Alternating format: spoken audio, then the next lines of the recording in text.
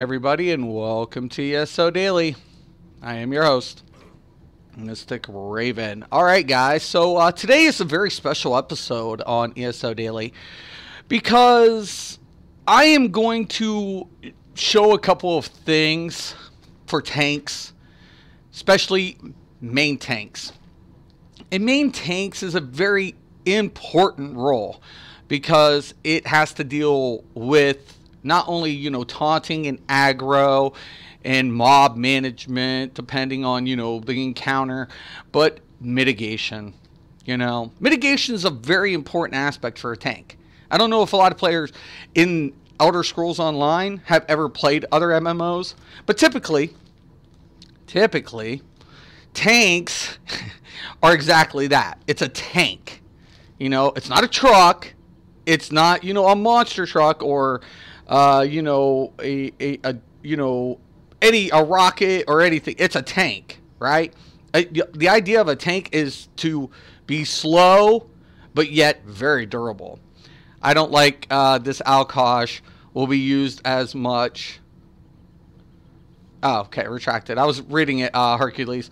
But the main thing about this is, what's up, Morning Trinity? The main thing about this is about mitigation. It's all about the friggin' mitigation. Now, I have main tanked multiple MMOs. Rift, EverQuest 2, World of Warcraft. I have main tanked a slew of games in the most hardest content imaginable in MMOs. That was my main function when I used to do raids, was main tank. So, I did have DPS. I didn't typically play healers. I typically either DPS or tank. My main, I was always a tank because I knew about mitigation, and how to, do that.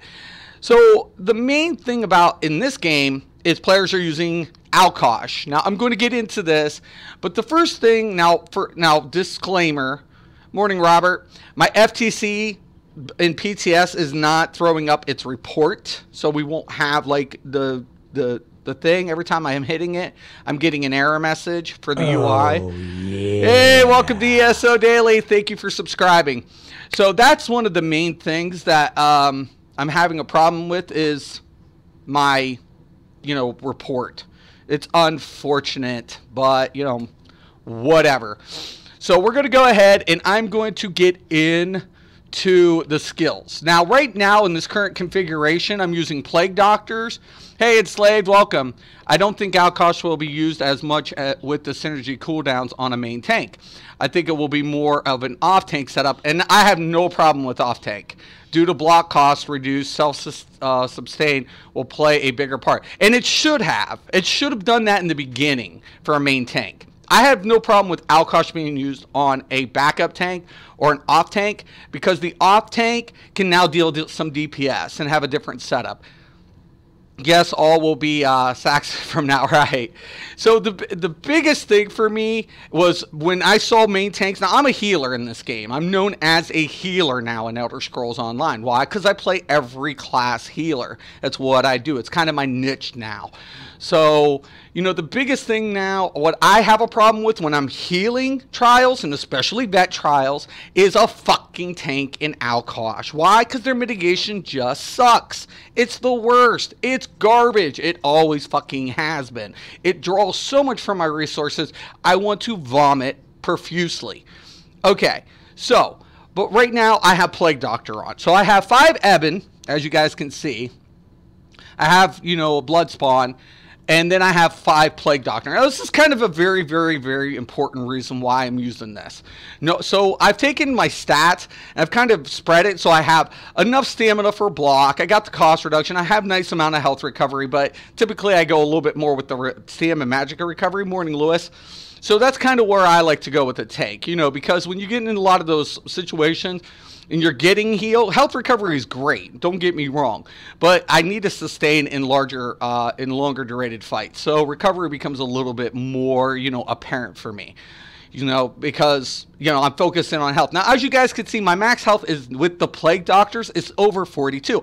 That's the biggest key point for me as a tank is hitting over the 40K. Why? Because of mitigating effects. One of the biggest mitigating effects that most main tanks have, and most main tanks are DK. So I have a DK going on this morning. So what the biggest one is the Igneous Shield. Now keep in mind, we're going to be using the Hardening Armor. That's going to go ahead and give us the Major Ward and the Major Resolve. That increases physical and spell resistance, and it's really great. Resistance is very key. Because when I go in, prior to applying that, I'm sitting at 25 and 17, right? Now when I hit this, and I go back into my character sheet, I'm at 31 and 22. Now I was just goofing off with trying something, but you get the idea. The resistance is usually you want to be about 30 between, without like blood spawn, you want to be around 26, right? And then, blood spawn kicks in and pushes you up to about another 6K. So you want to be around 31. Okay, ideally speaking, for your resistance, reduced damage. But the biggest thing for me is this skill right here, is the Igneous Shield. Now look at this. Look, let's read this. Call the earth to your defenses, creating a damage shield for you and nearby allies that absorbs 4,846. Okay, so that's not just being applied to me, that's being applied to my party.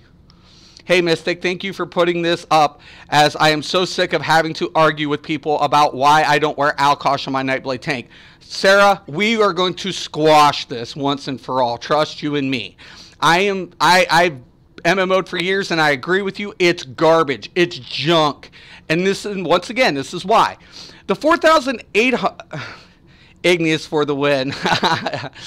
Yeah, Igneous Shield. 4,846, right?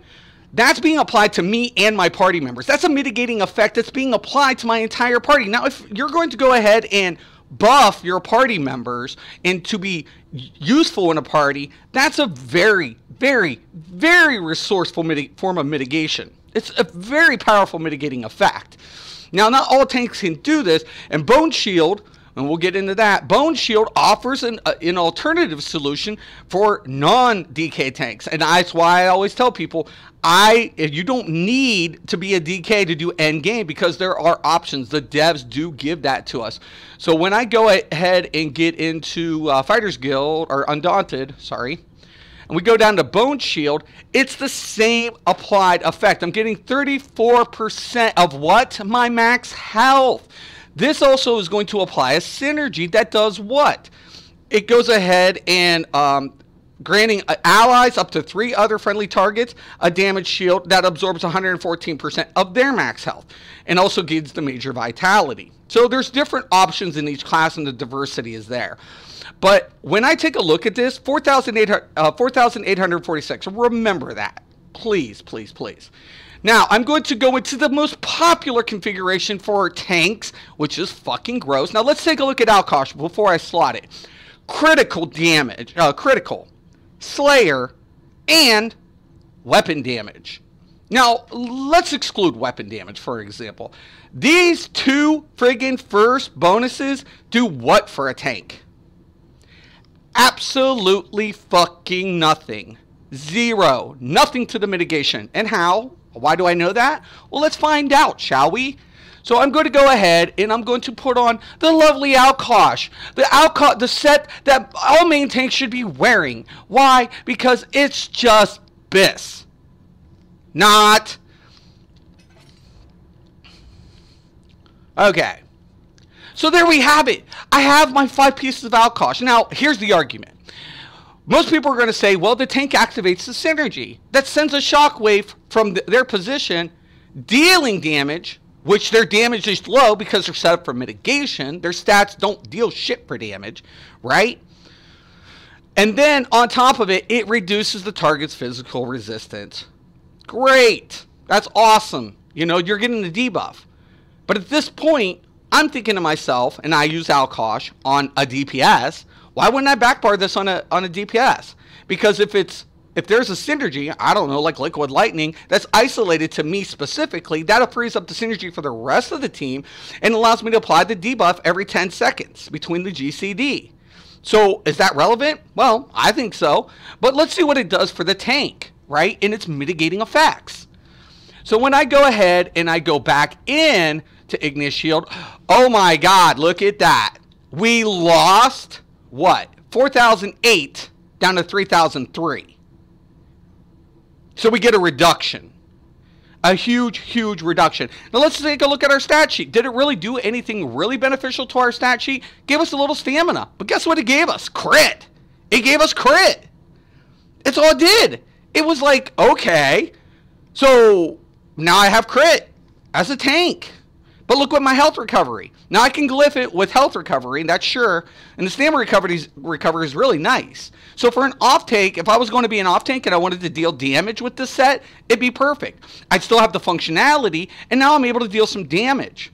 But for a main tank, you're going to lose mitigation by slotting this. That becomes apparent. That's very relative.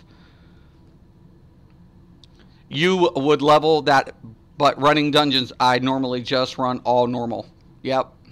Yeah, on how to get your Undaunted, right? So that's the biggest thing for me. That is huge. Like, I'm seeing the biggest drop in a mitigating effect, right?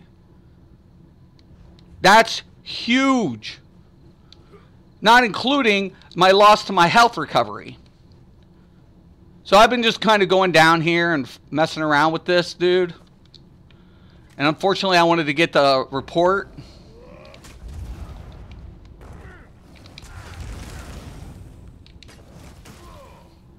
Now, from a blocks perspective, you don't see much of a difference, right?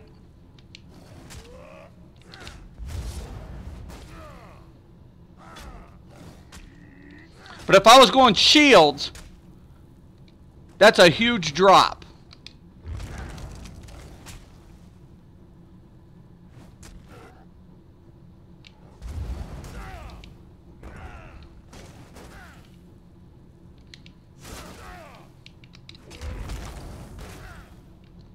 Okay. Gonna run back up here, lose the aggro for a minute.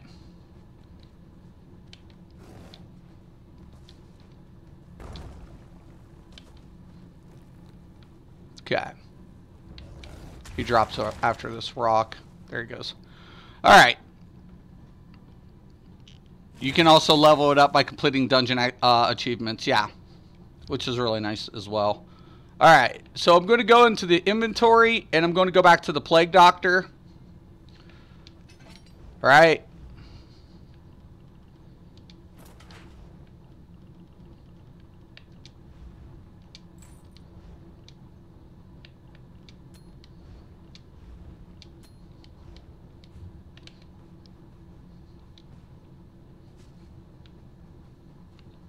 I mean, seriously, guys, I don't know what I'm talking about, obviously, because I've done everything up until Wrath of the Lich King on tanks in World of Warcraft.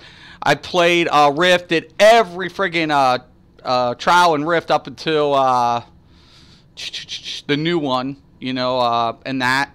So, and I was an HK tank back in the day in vanilla Rift. So, and I'm like, really, man? I mean, seriously? What the fuck is going on with these dudes? Now, look. I'm not going to even use block. I'm just going to do the same thing.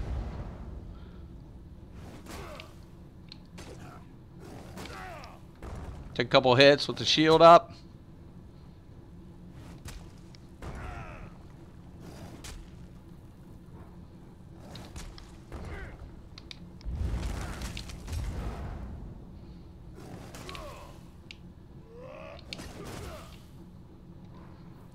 Now, health recovery becomes... Now, keep in mind I got that health recovery. It's making a difference, too.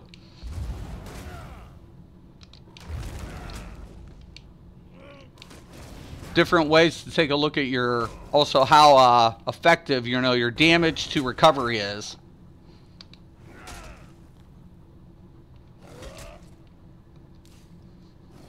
I love your channel. I hate the term BIS. I tank with a Sork The Tesla tank. Oh my god, dude, that is so badass. I love that, David. Love that. Sork tanks are badass. The fastest uptime on Warhorn rotation. I love Sork tanks. Sork tanks, you know, got a nice utility, self-mitigation, heals. CC, I love the CC on Sork tanks too. Each are different. DK is a great tank. It is. It's a novice tank, like Templar healer. They're novice. They're like, you know, you got like a lot of flexibility and whatever. But you guys are getting it, right? You're getting the whole fucking idea of this video, right? Like, Alkosh would be great for an off-tank. It would be great. Like, an off-tank situation, Alkosh, I have no problem with. Actually, I wouldn't even use Alkosh on an off-tank. You know what set I would use? And I'll explain why. If I'm going to go with an off-tank configuration, we'll get into this. Can't deal shit for damage. But I can take a fucking beating with this build. Alright. Make sure I lose the aggro. Alright. Let me show you what I would do. Like, Alkosh is great. I like Alkosh on a DPS. My Stam Sork, for example, with Alkosh works tremendously. You know, I get the Hurricane, I get the major buffs, major resistance anyways, right? I get the major resistance. It's great. I can stay in the pocket. I can, you know, isolate a synergy and hit it and keep the uptime on the debuff anyways, right? That's what you're doing. That's the whole point of the set. The set is in medium. Thank you for the idea. Oh, definitely, dude. I love it. Love it. Anytime, man. So, if I was going to go with an off-tank configuration, let's say the main tank isn't using Eben, he's using Plague Doctors and something else, I would go Eben. But I want a mitigating set, and I would like to go with a set that benefits my party. Now, Alkosh is great for that purpose. So if I was going to use Alkosh as an off-tank, if a DPS doesn't have it, that's an option. For a main tank, it's terrible. It's gross. It's blech. It's disgusting.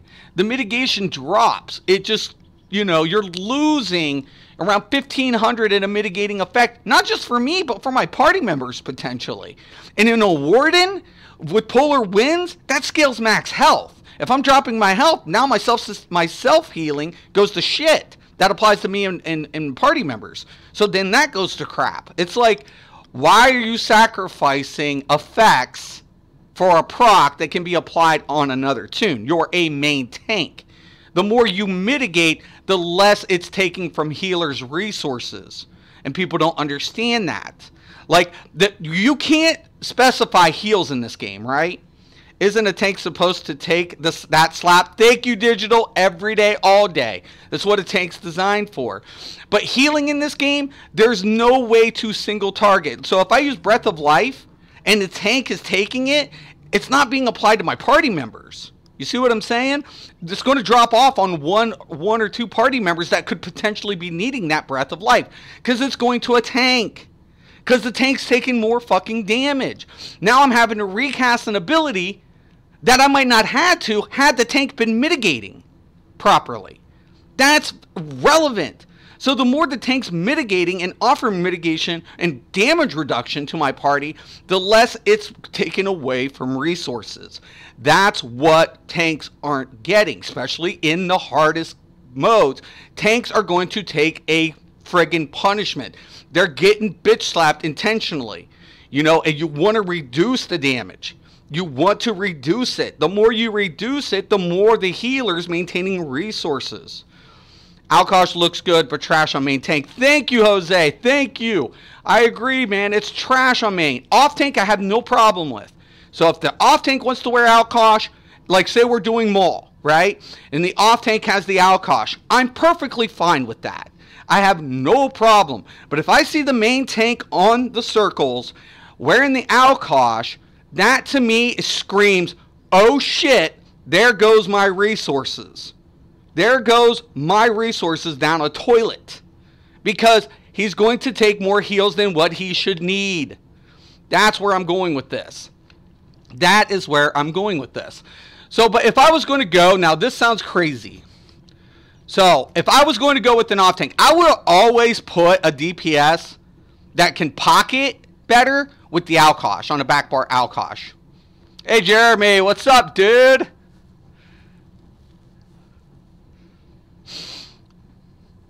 I saw a blank Nightblade tank while the DK was healing and the other damage deal was the mage. That's kind of interesting. You'll always see some different stuff, won't you? This game never ceases to amaze me. I don't have a problem with any class in any role. That's not any of my issues. My problem of it is how are you setting up mitigation? Every tank's going to be different too in that aspect of how their mitigating effects are being applied, right? And that's intentional. So, you know, I'm not going to sit there and like, you know, whatever. You run Alkosh on rings, next sword and board. You don't worry about the... Yeah, I have that. I did that. Let me show you, Jeremy. Let's go over it again. You want to see it? It's not about resistance loss, Jeremy. It's not about the resistance loss. That's not the issue with the Alkosh. That's not the issue with Alkosh. Alkosh. Now let's go. Now I have, look, I got 5 pieces of Alkosh, right? Now let's go into my skills. I'll reread it for you. Okay, Igneous Shield, right? That's a primary mitigating effect that DKs are going to use. Good shit today. Too bad this will be ignored. Yeah. So Igneous Shield, Morning Rock. Igneous Shield. 3,350. That's applied to what? Me and my party. That's a mitigating effect that's being applied to my allies as well. Right? That's where it's going to be. Now, if I'm running Alkosh, that's 3,350. Now, if I switch the set over to, like, say, Plague Doctors, right?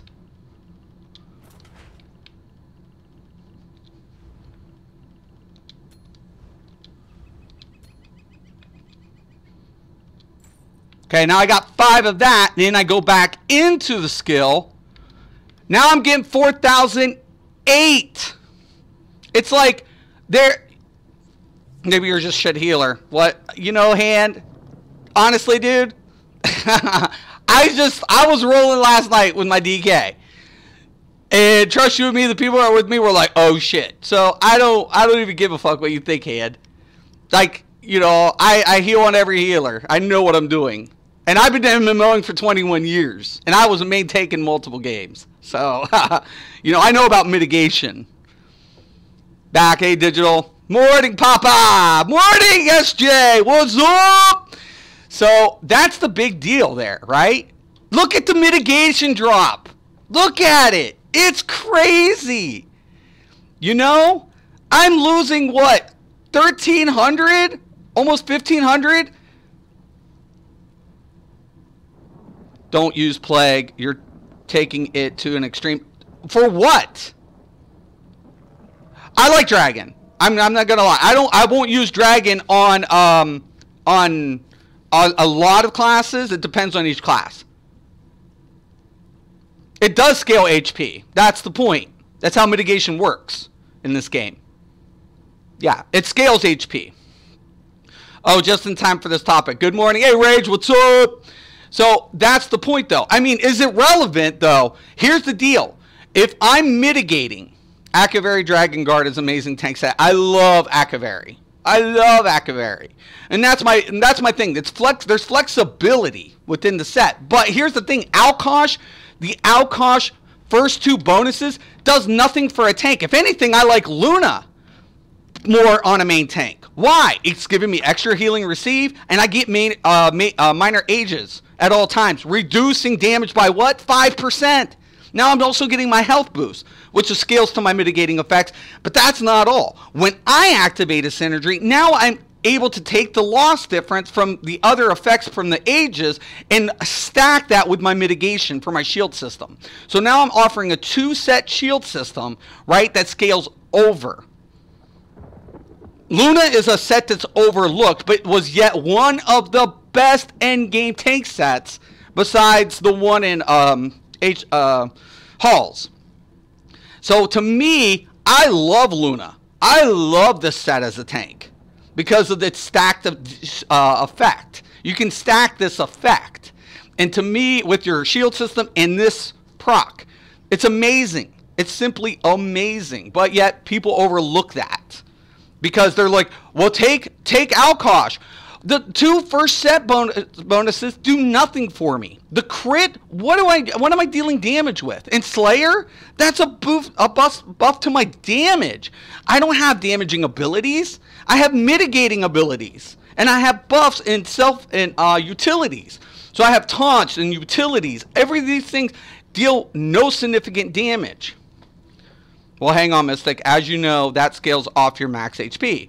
Yes, you're bringing bigger shields, but you bring more DPS and faster runs. No, that's the problem, Jeremy. That's what I'm saying.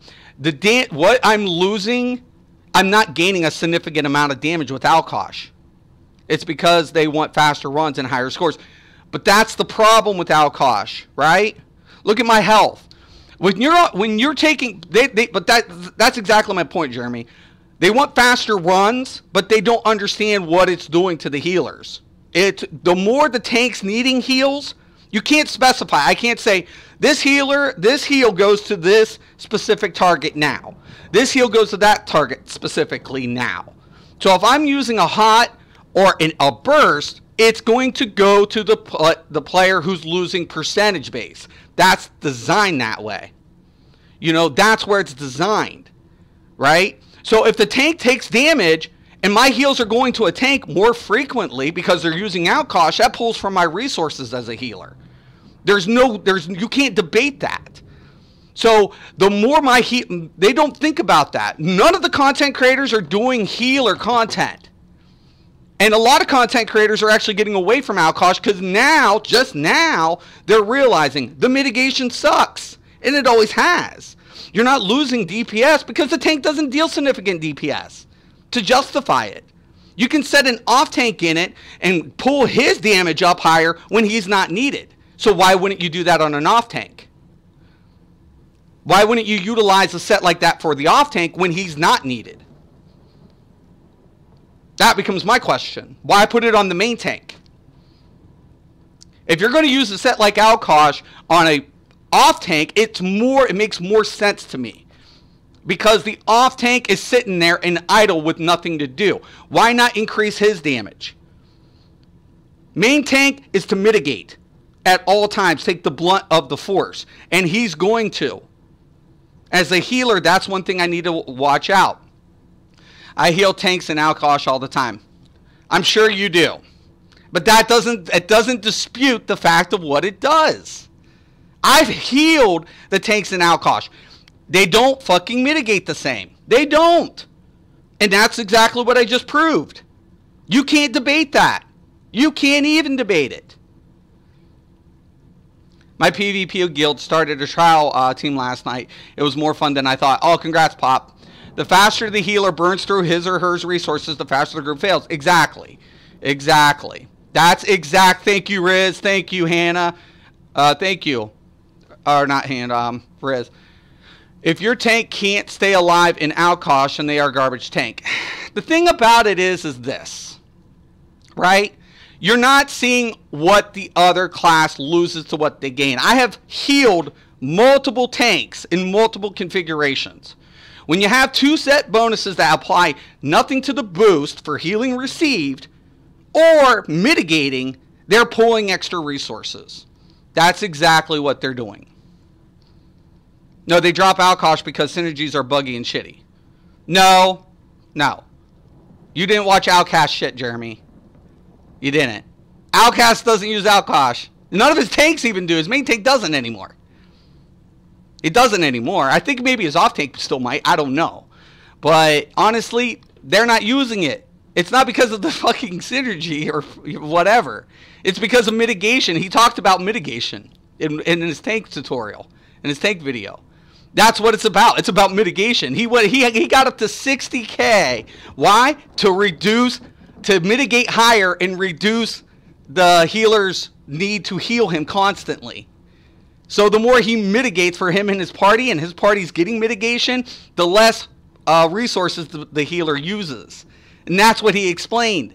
And that's exactly fucking accurate. It's 100% accurate. That's exactly it. You can heal an Alkosh, but it drains my resource set as a healer. Oh, here's Mustang. She does vets. Oh, here we go. The tank's job is to take damage and not die. Alkosh will never be a main tank set, but they've been using it. But Mustang, thank you.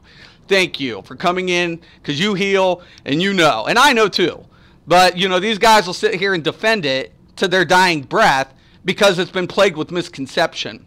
Off tank can't always run Alkosh because they are busy doing other things. Main tank is on the boss. I get that. But here's the thing. And I agree with you, Death. I agree with you. I actually agree with you on that point. That's why I run it on my Stamsork. I run Alkosh on my Stamsork because I'm with the main tank. I'm on the back end of the main tank. So when a synergy drops in front of me, like liquid lightning, the proc's being applied and I'm in the pocket.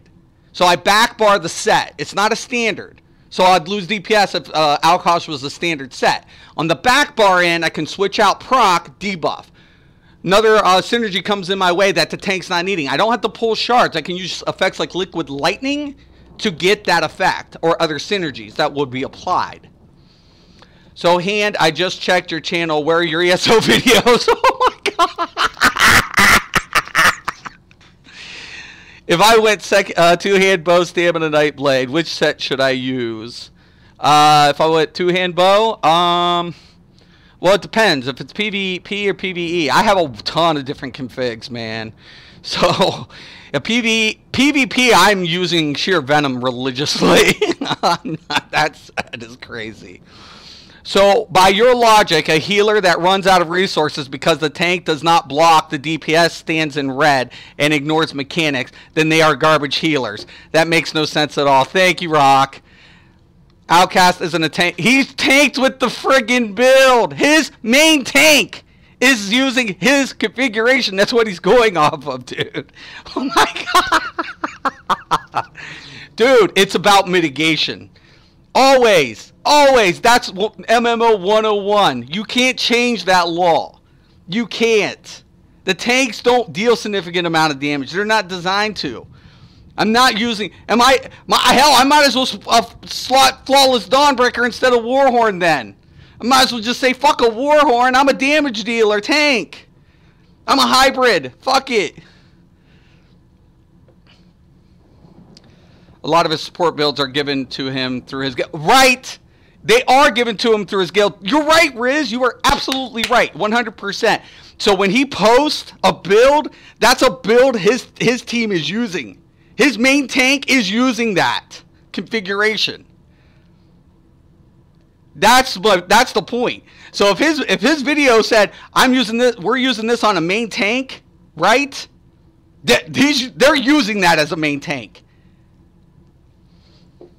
He plays with HOTOR. They have the fastest run. They have the fastest run in their servers. I also heal vets. I literally do everything in vet trials. You get more DPS out of your group with Alkosh. It isn't about the tank. It's about the group. Jeremy, I'm aware of that. Survivability also becomes apparent, right? Imagine that. You're losing mitigation. Not just for yourself, but for party members, potentially. You're losing secondary and third effects because you're using a set that offers nothing to your utilities or anything. That's why I said off-tank can do this, but in the scenario, I prefer it on something like a Stamsork. Hurricane gives major resolve and major ward, right? Or, major resolve and... excuse me. The buffs. So I can stay pocket longer, right? I can stay in the pocket, apply the debuff, and the main tank is, and it's not a loss. And I'm dealing more significant damage because the tooltip will scale based off of those other parameters that the tank doesn't fucking have. That's my point. Never made any. Not afraid to, though, Mustang. Well, you should. You should. Backbar Alkosh, where's your VMA bow? I saw another tune. My VMA is on my front bar. Death. What the fuck are you talking about, dude? Are you fucking stupid? I don't use VMA. I use Master. I don't like VMA. I get the weapon damage off on a Master bow. And that's if I decide to use it. I don't have to. My static set's bow set, Death. What the fuck are you talking about? Do you know how to run a back bar proc? Exposed. This motherfucker's exposed.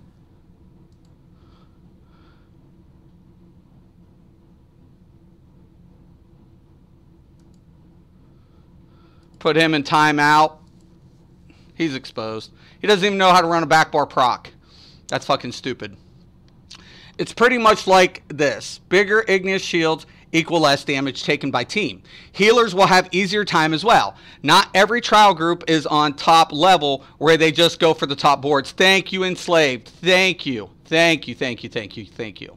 PvP. Oh, yeah, I use Sheer Venom and different configurations. But Sheer Venom's my proc set on bow, and then I switch out. If you're not afraid and know so much, please make a video. Right, right. No one's subscribing until whatever. They're calling you out. And please stream, Hand. You got to become a streamer. Don't hide behind shit. Stream it. On Hand, by way, make sure it's endgame. And I will block these guys. You know, it's not a problem. They're trolls. They're trying to debate something, but they're not proving anything. On Hand, Alkosh website actually shows his main tank running Ebony and Alkosh. Just checked. Yeah. Do you want me to link the other video there, Riz? You want me to link his video, his tank vid? Because he's got a tank vid for a main tank that's 60K.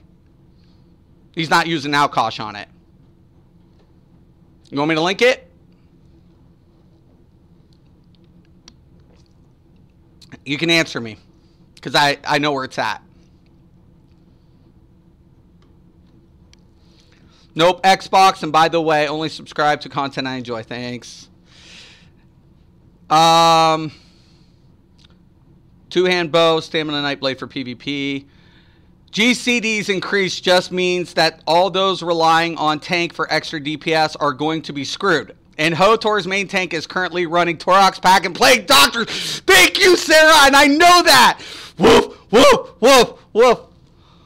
Thank you. Yes, Sarah's right. They're running Pack and Plague Doctor. They're not running, main tank's not running Alkosh. He hasn't done that for a minute.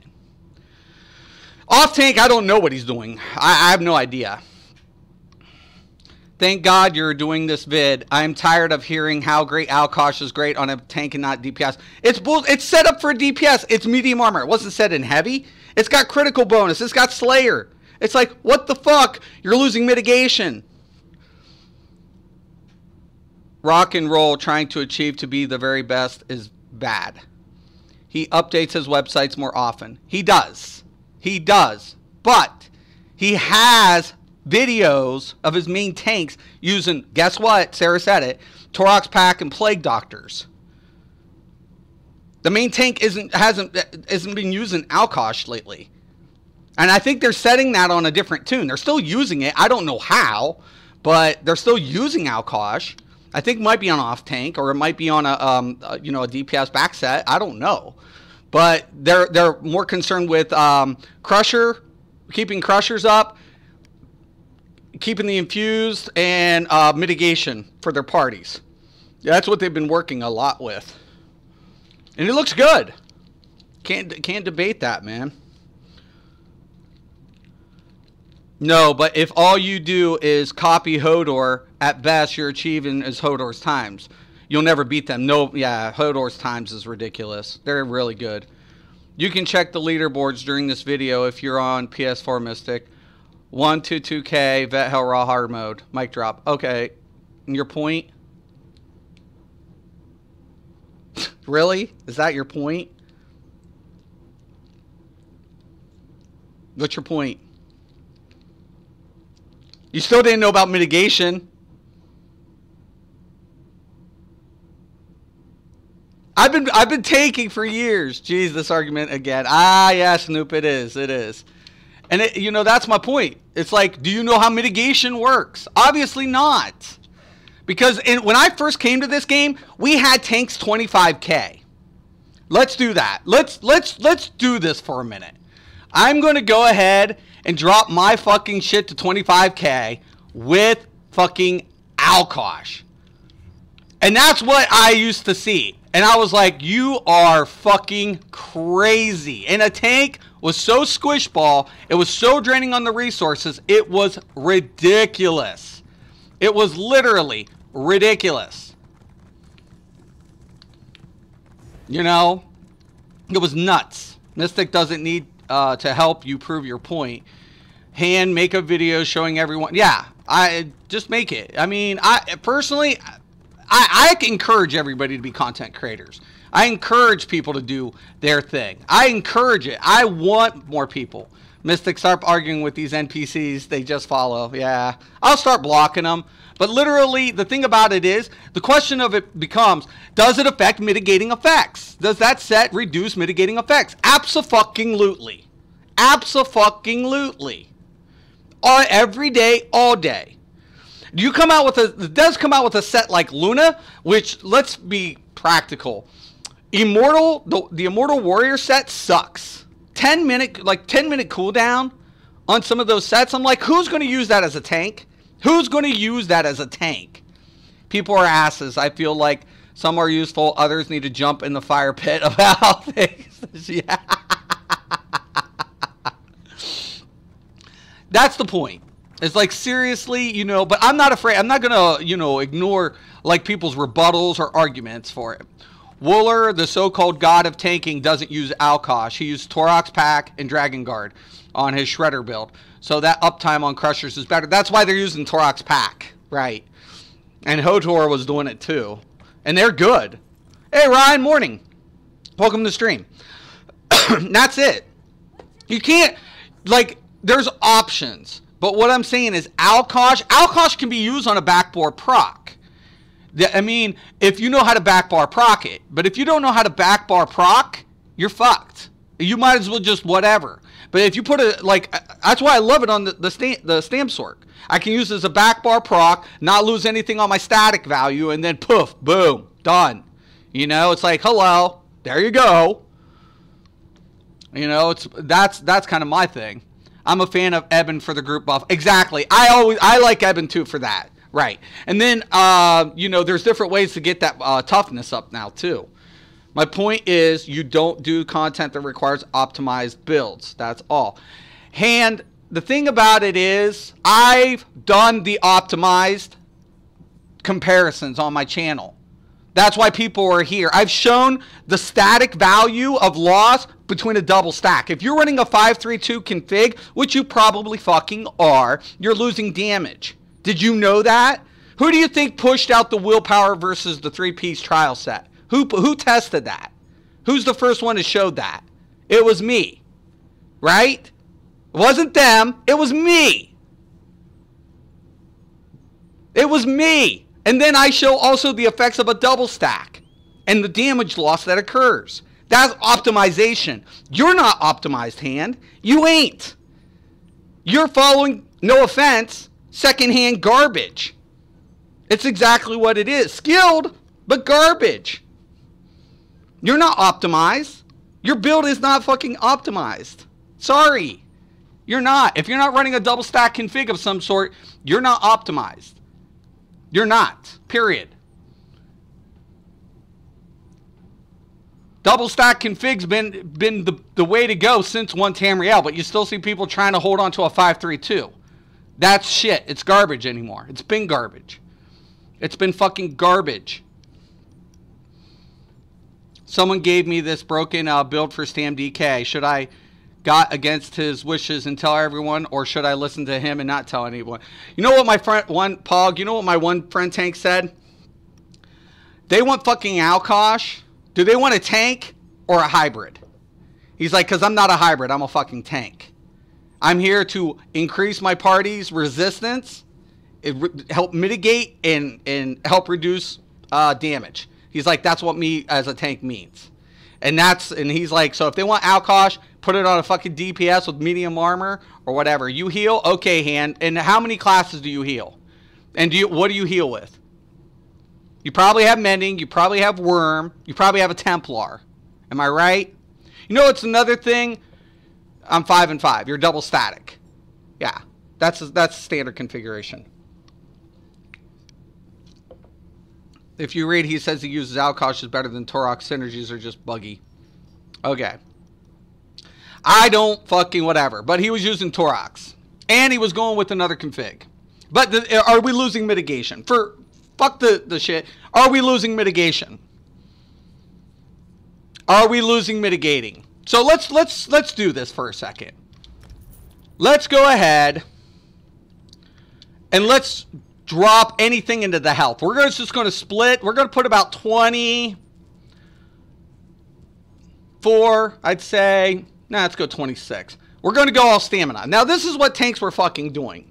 If you are a tank, be a tank, not a DPS. Thank you, Ryan. Thank you. Thank you.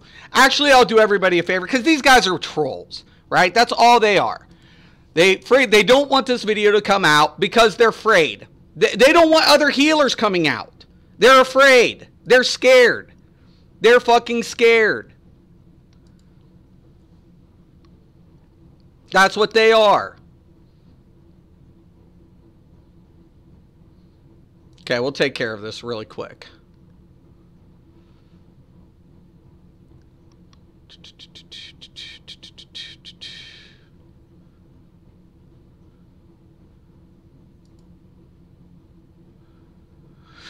Okay, let me do it this way. I'll do it this way, 1 second. Because I got to get rid of them. I don't mind Riz. Riz is kind of being a little whatever. But the other guys are just being like, just redundant trolls at this point. Okay. 1 second. Give me a minute. And who knew? I thought it was just going to be a few minutes, but it's becoming this big, huge, redundant topic. Okay. Okay, he's perma-blocked. Now I got to get this one. We'll get him.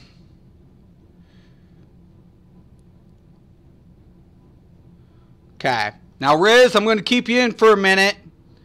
But you got to be a little more open-minded and argue the sake. Are we losing mitigation? It's exactly designed for stamina DPS. Hence, medium armor. It's a medium armor set. It was never put in heavy. If it was designed for a tank to debuff, would it have been put in heavy? Yes. Yes. Yes. Of course. Oh, that's fine, Riz. I don't mind, rebuttals and validated arguments. The problem of it is, can you at least acknowledge if we're losing mitigation? Are we losing a mitigating effect? Wooler says Alkosh is theoretically better currently. When Dragon Bones comes out with the GCD increases in Alkosh. No, fuck that. Fucking Wooler, here's my thing. If Wooler says that, he can suck my dick. I'll say that. The fucking new synergy system has nothing to do with the Alkosh. It has nothing. If they say that bullshit, they're fucking smoking fucking pot and fucking feeding bullshit to their viewers. Because they're not wanting to get exposed for using garbage. That's what it is. They're fucking like, we're not going to fucking use Alkosh. We got to make an excuse. Oh, it's the new synergies. That's why we're not going to run it anymore. That's what they're fucking doing. Fuck that. They fucking put the fucking set on a tank, fucking own up to your fucking dumb fucking shit, and fucking take responsibility for it. That's what I'm saying. If they make a fucking excuse, that's exactly what it is. An excuse not to run it anymore. That's bullshit. Stop being a bitch and own up to your fucking mistakes. But that's my point. When I put on Alkosh, now for block, it's great. It's fucking, for block, it's going to be great. Snoop. A tank is better served with Crusher's weapon and reduced cost and chance. Yeah, and it is. Like, and depending on the circumstance, I'll switch out my weapon. You go with the infused because it does benefit for the Crushers for the uptime, and this is true. But also a nice thing about it is decisive for uptime. But once again, most of the time you're going to use infused, and I can't argue that. I can't. You know, I mean, it is what it is. I mean, you know, the Crusher and chain infused. I mean, can you argue it? No, I can't even argue that. You know, and I'm being realistic. I'm like, who's going to argue that? You know, nobody. You know, nobody. Nobody's arguing that. Not even me. I can't even argue that one. There's certain things I can't argue either. I can't. Because it's a fact. I can't say that. It's just like, holy shit. Okay. Now let's take a look at this again. Okay, Alkosh. Now look at my character sheet. Now I'm down to 26k health, and I've seen this. I've seen this all day long. I'm a resistance tank. We all remember this. Remember this like a year and a half ago. Remember when they said I'm a resistance tank? If you remember it, put a thumbs up in the chat. Remember it? Does anybody remember I'm a resistance tank? And this is what they would look like. Now, to me, an off tank using this type of configuration, or even a 4-man, that's fine. Trial scenario. Yeah, kind of a little scary there. Why? Well, we're going back to mitigating effect. Now, we have a shield for 3,000? Instead of 40, almost 46? I'm losing a 1,600 shield on top? I mean, block's great. Right? Block is not a problem at this point. So the block is good. Great. Excellent. Okay, so we got block, you know, but seriously, you know, mitigating effects go down tumbling. Anything that scales max health is going to go to shit. Block costs this patch, but it's getting hard nerfed next patch for more glyphs. Yeah, if you have, and that's right. You know, to me, it's kind of like with the block. I don't know, man. I don't know how you adjust that. That's a hard one. Block is a whole different beast. You know, I don't know, man. You can't like they're trying to fix it. They're trying to adjust it for PvP, but like Rock said, and I think most of us agree, you can't take too much out of it because then it affects PvE, and that's irrelevant. We can't just go ahead and say, oh, you know, take block and just throw it down a fucking toilet. Well, great. Well, now block's costing me longer to hold it, but now I'm in this fucking trial and I have a 3-second friggin' shit. Now my resources go to shit because I've been holding block for 3 seconds. Thank you. Yeah, I heard about that. Less effective, more you have. Weird, right? It's weird. It's just, it's for PvP. It's to adjust the PvP, and that's what it is. But they can't overboard it because then it affects for PvP. But if you go overboard, it's going to trickle into PvE, and it's still going to a low degree, not very relevant because we don't hold block as tanks in PvE. We time blocks. That's the whole idea of block is timing, not, you know, perma blocking. Just swap them out for reduced stamina cost. Yeah, and that's exactly. I'm going to start running Alkosh on my Stam Warden healer just to annoy Mystic. Oh, dude. Actually, you know, whatever. But here's the funny set that I always gets overlooked.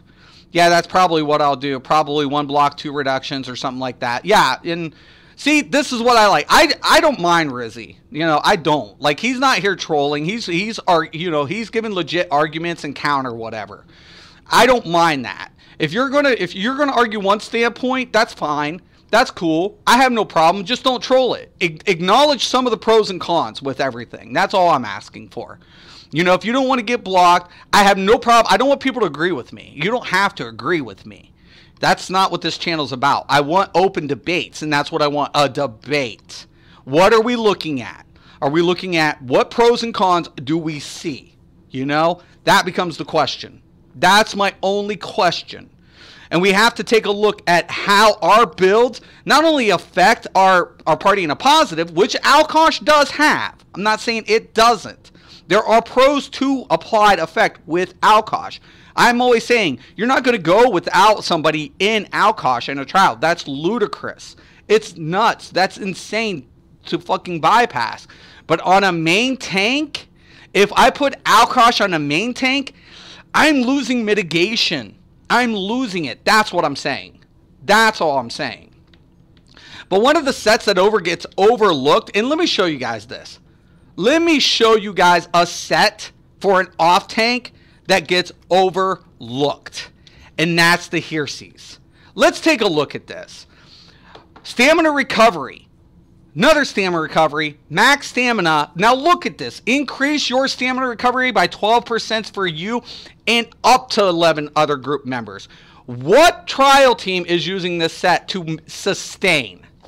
Nobody. Because nobody's going to put it on a DPS. Why? You'd lose DPS. You'd lose it because it'd have to be static, right? You'd lose it all the time, every day, all day. If you put this set on a DPS, you're losing it. So why would I want this on an off tank? Instead of Alkosh, why not use this on an off tank? Now let's get into this. Let's say I grab the Hirces, right? Let me go to the weapons. Okay. I think that's it. Oh, no. I got one more thing to do. Okay. Now let's hypothetically say that my off tank, right, or my main tank is using ebony, right? So main tank's got ebony on, right?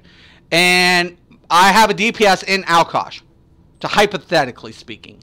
Hypothetically speaking. This is all hypothetical.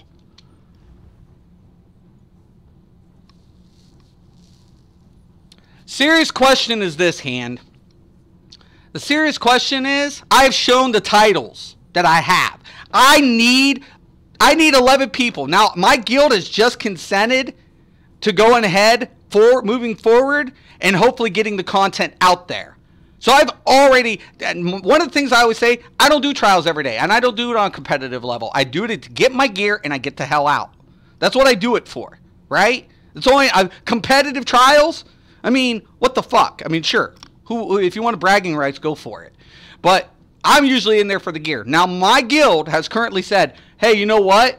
Mystic, we have no problem in the future you providing content and recording. I'm like, great, because I need 11 people to agree, right? And hopefully in the future, that's exactly what I'm doing within this next. I just got promoted, so I'm going to hopefully, in the next few months, show builds like you dumb fucks have been ignoring for the last couple of years that I've had dumb vet trials with. And I have my titles and my gold jewelry, and I've shown that in even my build videos to do it. And where do you think I'm getting my gold trial jewelry? The fucking golden? Hello? Duh. I'm just saying I see both sides of the argument. Right, Snoop. And that's it. That's exactly it. That's all I want. Is just, you can see both sides. Just be kind of open-minded. Mystic, I ran hard mode trials with the main tank running Ebony and Alkosh. Objectively speaking, he was solid. And I'm not saying he wasn't, Snoop. I'm not saying he wasn't. Is it hypothetical, Mystic? Wasn't sure. This is hypothetical. I'm going to get into this setup. Let's hypothetically say a DPS was wearing Alkosh and your main tank's wearing Ebony. Okay? So what I'm going to do is I'm going to use the Hirces set as an off-tank build. Now, why would I want the Hirces? The only reason I want Hirces is for sustain for my party members, for the stamina users. This also benefits me for cost reduction. So I can use something like Plague Doctors or Dragon. I can even use Dragon Guard. I can put a ton of different options in and do the same thing they're doing with Alkosh. Basically going in and putting it as a 3-piece set with a sword and board. Now what I'm doing is I'm increasing stamina recovery for my party members, right? We put Worm on a healer. Why do we put Worm on a healer, right? We put Worm on a healer for one purpose. We want to reduce the cost so they don't bottom out. That's what we're doing, right? But now when I go in and I take a look at my stamina, I'm still now at 30,000 health, and I'm now at 27 stamina, 27k stamina.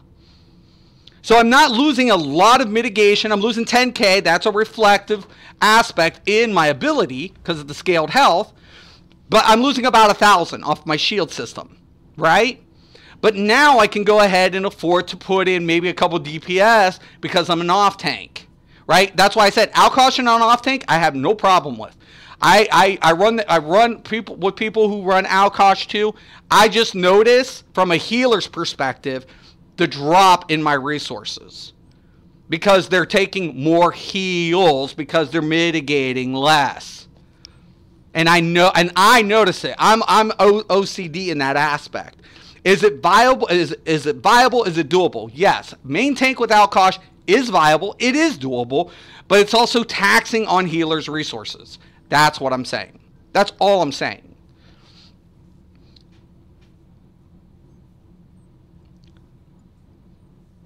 He just keeps making fucking shit. He's a troll. He's been trolling me. He makes other accounts and he trolls because he has nothing better to do with his life. But I can block him all day.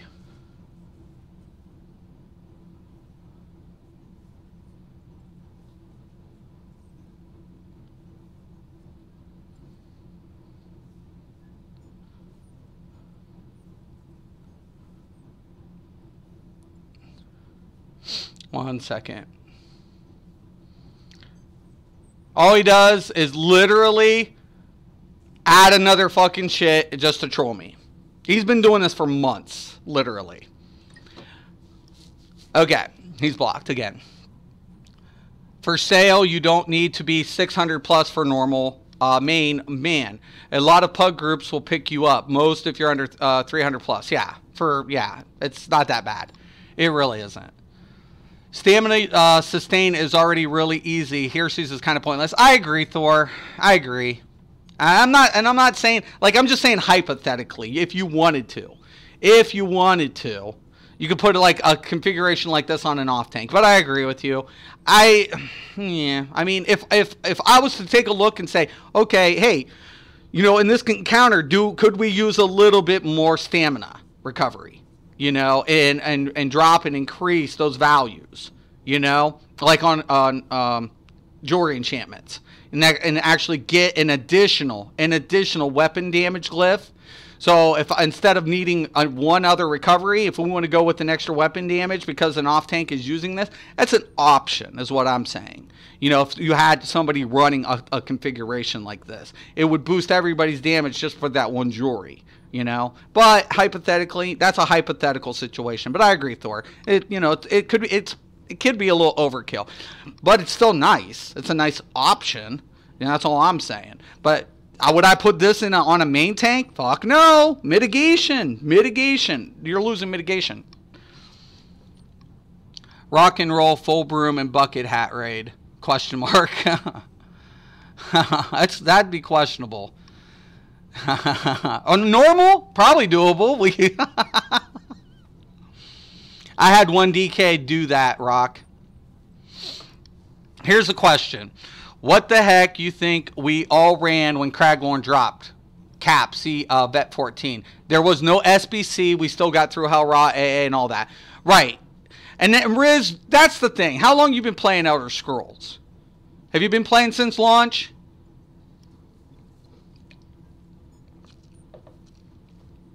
Because that's a valid point. They didn't have Spell Power Cure. Right? They didn't have Alkosh. They didn't have that shit. They didn't have it. It wasn't there. And they were still getting hard modes done. So when new sets come out, they come out with this and this and that, but really, there's not... It's more about mechanics. And at the end of the day, we can all argue, we can all say this would be better in that situation, this would be better in that situation, but at the end of the day, mechanics is majority of the issues that you have in rotation. And that's why I respect Outcast now. He doesn't fluff anything, he streams it, right? He's not showing 40k fucking parses in a friggin' hard mode trial. It's not being shown like that. He's showing the drop, the recovery, everything. And that's respectable. That's the commendable shit. That's legit. That's what I appreciate about Alkosh more and more. It's not like, okay, let's show all the good things and not what, you know, how things really work. No, he's got rid of the BIS. He said there's no BIS. It's going to be this on each class, and rotation is big time. And I agree, 100%. It's about recovery, and he's got the sickest recovery I've ever seen a streamer. If you watch Alkosh, his timing on his recovery points in a mechanic is point. Blam, boom.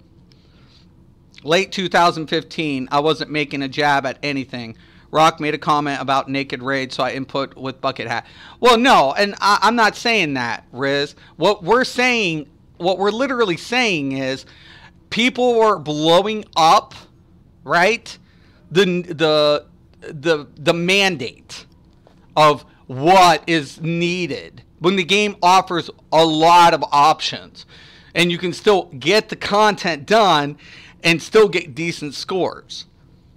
Mystic, don't let these trolls bring you down to their level. You don't got to prove anything to anyone. Your subs back you because of what you do for the community. I got to run, but good stream. Thank you, Lewis. Thank you, man. And I don't, man. Trust you and me. Lewis, these guys don't have anything on me. They can get all the achieves they want. They can get all the skins they want. How many of them have ran a DK healer in vet trial? How many? I have. Done. It's done. I've done it. I've done it. How many people have run Nightblade healer in vet trial? I have. How many people have run Sork healer in vet trial? I have. So are they on my level? They're not even close. They're not even close to my level. They're not. At the end of the day, I'll take a shit score with a class that still could do it and show that it can be done. I agree with all that. I just don't like when you say that a main tank shouldn't be wearing Alkosh, but it's not true at all. Thor, I'm not saying a main tank shouldn't. It's a question. Is it a good thing for the main tank? What are we losing when the main tank's using Alkosh? That's the question. What's the negative effects for a main tank using Alkosh? That's the question. I'm not saying you can't. I'm saying but I won't heal it because I know what it's doing to my resources. I know, and people are like, "Oh, the tank's sustaining," because the fucking healer's healing his ass. His mitigation sucks. You can't debate. You can't refute that. You can't refute that. No, screw that, Mystic. You got to get down in the mud with these pigs, right? Uology is my provoker. They're pigs, man. They are. Because at the end of the day, when I use a set that doesn't mitigate, I'm losing a significant amount of reduction. That's apparent. You can't debate that. I can't debate that. That's a fact. That's a fact. That's a hard fact. There's no debating it. There's no debating it at all. And if you can literally sit there and say that it doesn't affect healers' resources, bullshit. Bullshit. It's very taxing on the healer. In comparison to a high health tank, that is the most taxing thing that you could put a tank in, is this crap on a main tank. He takes the most brutal damage. When I look at this and I go into there, I'm at 26k health, right? My shield system, which is a mitigating effect, is only for 3,024, right? That's applied to me and my party. That effect applies, reduces, damage goes on top. Poof, boom, right? That's how it is. That's how mitigation works. Boom. Absorb. Mystic just dropped the mic. Right. Exactly. I just dropped the mic. You can't ignore that fact. You can't ignore that. That's MMO 101. You can't ignore how mitigation works. You can go ahead and try to justify it, but you can't deny it. Justifying it is not, accepting the fact that you're losing mitigation. And that's exactly what you're doing. Because when I go now and I put in Plague Doctor, my mitigation now scales. Right? Based on those parameters. You can't deny it. You can debate it all you like, and that's fine. I have no problem with people debating it and saying, oh, it's an acceptable loss, because that's what it is. If you're going to justify it, it's probably an acceptable loss. But is it a loss? Nevertheless, it is. That's what I'm saying. No matter the way you sugarcoat it, it's a loss. Okay. Wrong one. Now look, when I go back into the skill, now where are we at? I'm at 4-5. That's a mitigating effect. People like the meta trains. It's easy compared to theory crafting things. See, but I'm not a theory crafter. I'm not. I'm not a theory crafter. I'm a class builder. So there's a difference. I was timed out on Deltia's stream because I started saying that Gilliam was unhealthy for the game because of the mag DK heavy attack stuff. Yeah, that sucks. I mean, I don't mind people arguing and debating it. Like, Thor makes good points. Riz makes good points. I don't want people to agree with me. I don't want people to agree with me. That's not the point. And trolls can come in, but be objective. That's all I'm saying. I can literally say, Alkosh has perks. Question of it is, on a main tank, what am I losing? That's all I'm asking. I'm asking it. What are you losing on a main tank for using Alkosh? You're losing mitigation. You can't deny it. You can't deny it. In MMO 101, tanks are all about what? Mitigation. So when I take a look at Ignis Shield 4-5, that's a 4-5. Okay? Now let's put back on Alkosh. Right? Let's put it back on. So, blah, blah, blah. Let's put back on the Alkosh set. So remember that. 4-5. Okay, there's the 5-piece Alkosh. Go back into the tooltip. I'm losing a 1500 to my damage shield. Right or wrong, boys and girls? Right or wrong? That's not just applied to me. That's 1500 reduced on my party members as well. That's 1500. You don't think that's relevant? You don't think a damage shield like that is significant? They're not as open to a healthy discord over there, Snoop. Be careful there.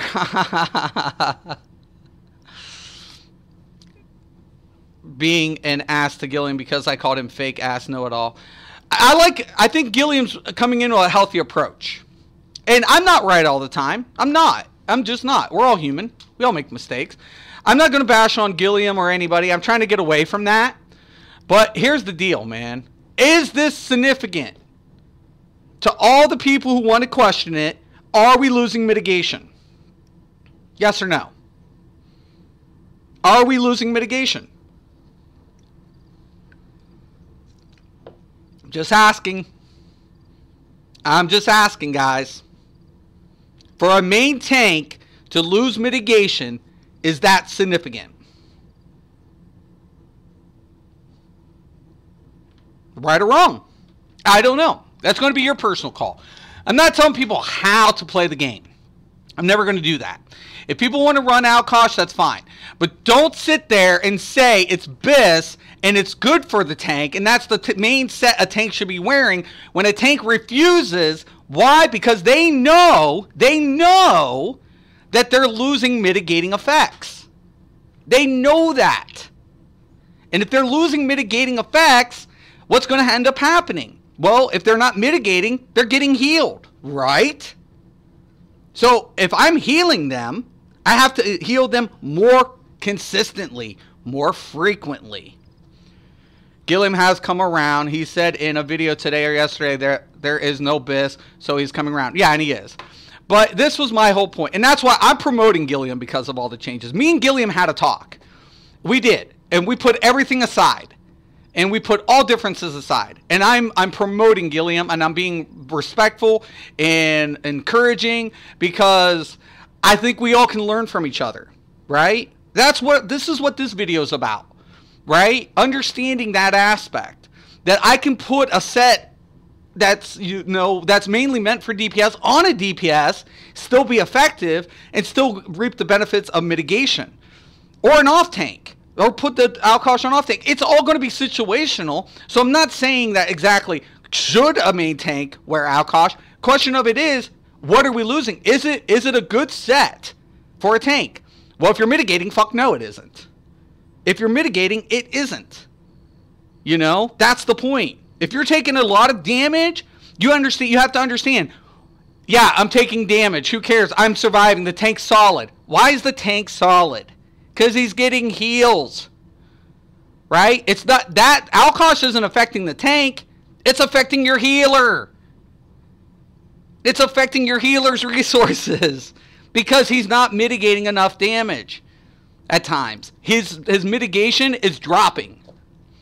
And I've done this for 21 years on multiple games as a tank, main tank.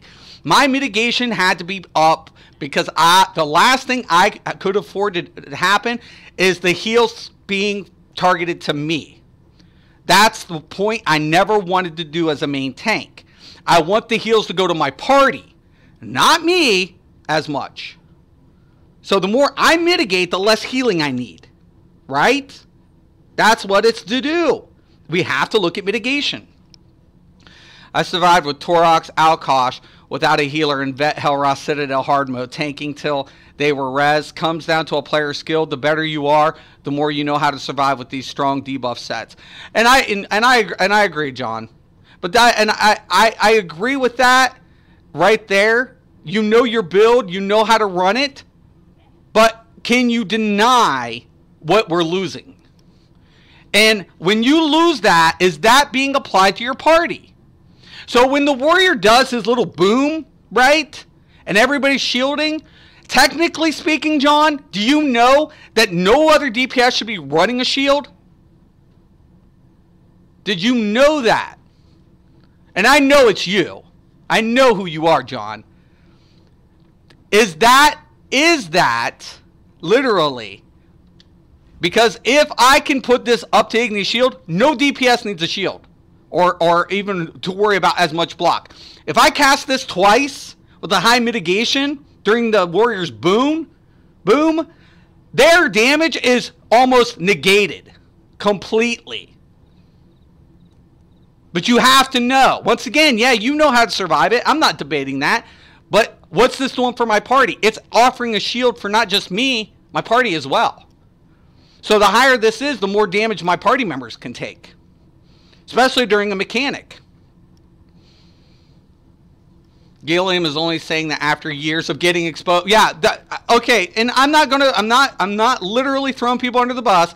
How many years did they all say BIS? How many? Who said there wasn't BIS? Who? Question. Now, I do the math. I'm not saying I'm right. You know, I was right, they were wrong. I'm not saying that. I'm saying I knew the math. That's all I'm saying. But I said this is then different. There are different values here in this game. You cannot say BIS because each class is going to benefit from each set slightly different due to those passives. That's what I said. And now it's finally come out. It's now finally coming out. But now, though, their builds are more robust. The builds that they're coming out with are sick. They're fucking awesome. They're skilled players. But, man, you see some of these builds? Seriously. It's really commendable.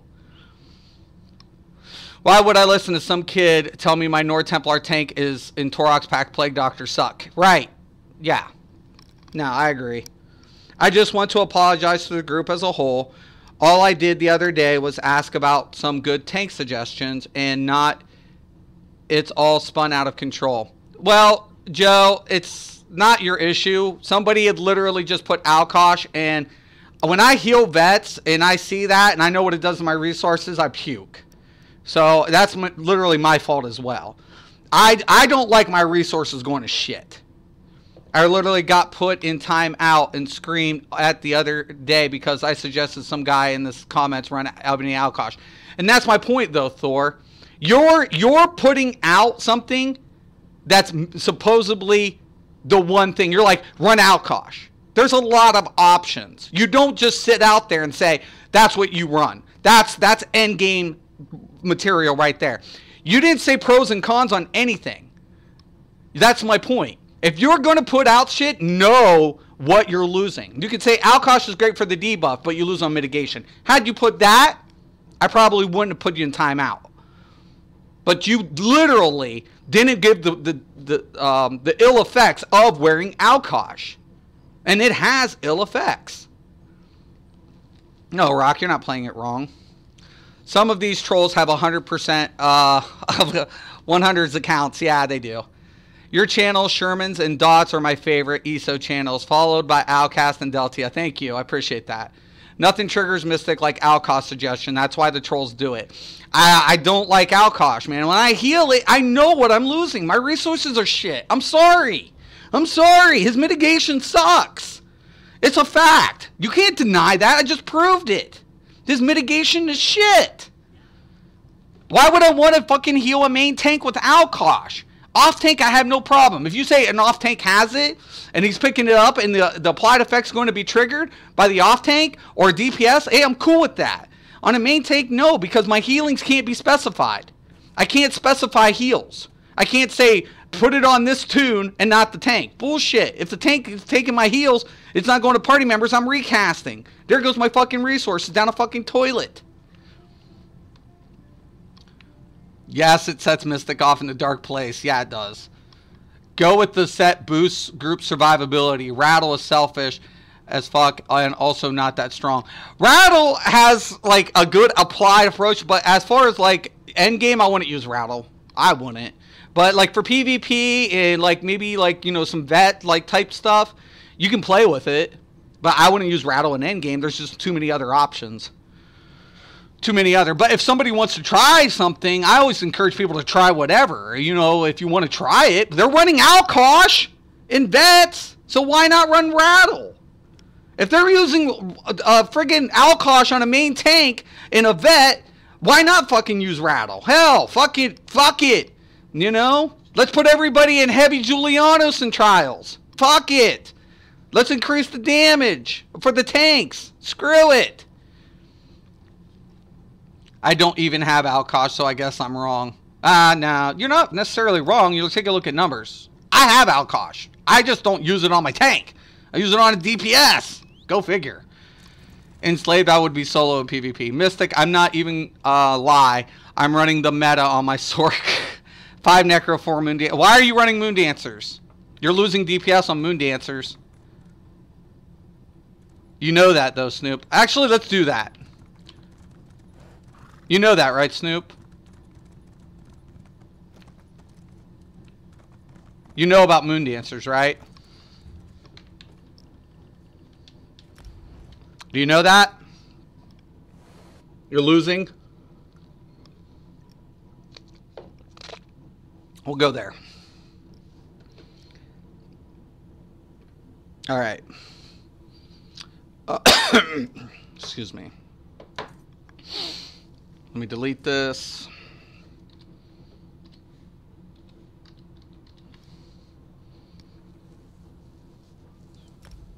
I'm not using trial sets, Snoop. It sucks. No offense. It sucks. It really sucks, actually. High Elf. Sork.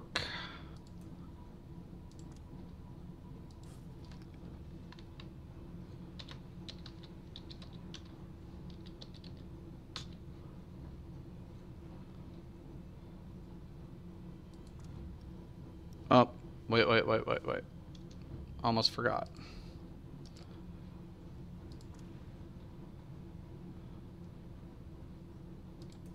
There we go.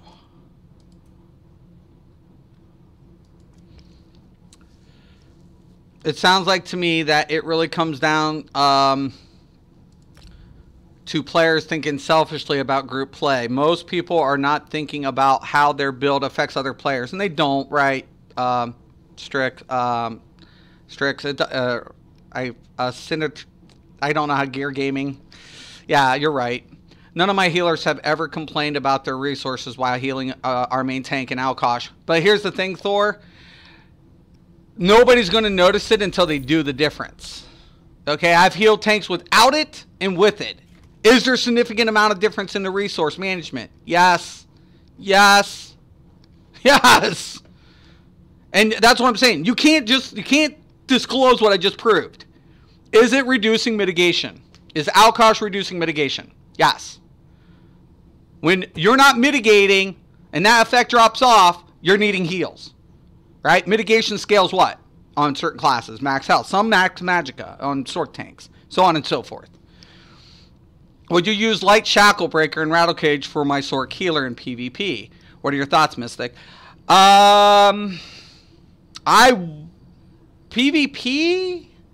That's not a bad idea. Survivability's there. Your recovery would suck. Your survivability's there. So if you want a high-end survivability in group play, you'd have some major effects. I wouldn't necessarily use Rattle Cage for the Sork, though. You could run Shackle Breaker heavy and then go with the recovery set on the jewels, and you would be a lot better than Rattle Cage. Because Rattle Cage, yeah, I mean, you get into major sorcery, but, you know, I mean, that's an idea. A Shackle Breaker is nice because it's craftable. Why not go with debuff sets like Wizards Reposit Mustang? Yeah, I mean there's an idea too. You could do Rattle Cage and Reposit. You know that? That would be a pretty good idea, right there. Take the best of both worlds. Seems a good point to me. Success in this game. Leaderboards reflect that, right? Oh, I like that question, Sean. That's pretty good. Yeah, I know. I'd be damned to go without any more gear. Yeah, Snoop. Literally, man. I don't know what you're smoking, dude. Moon Dancer, you're not letting go of it. That's your problem. You earned it, and now you think, oh, I need to run this. That's what you're thinking. That's exactly what you're thinking. And you'd be wrong.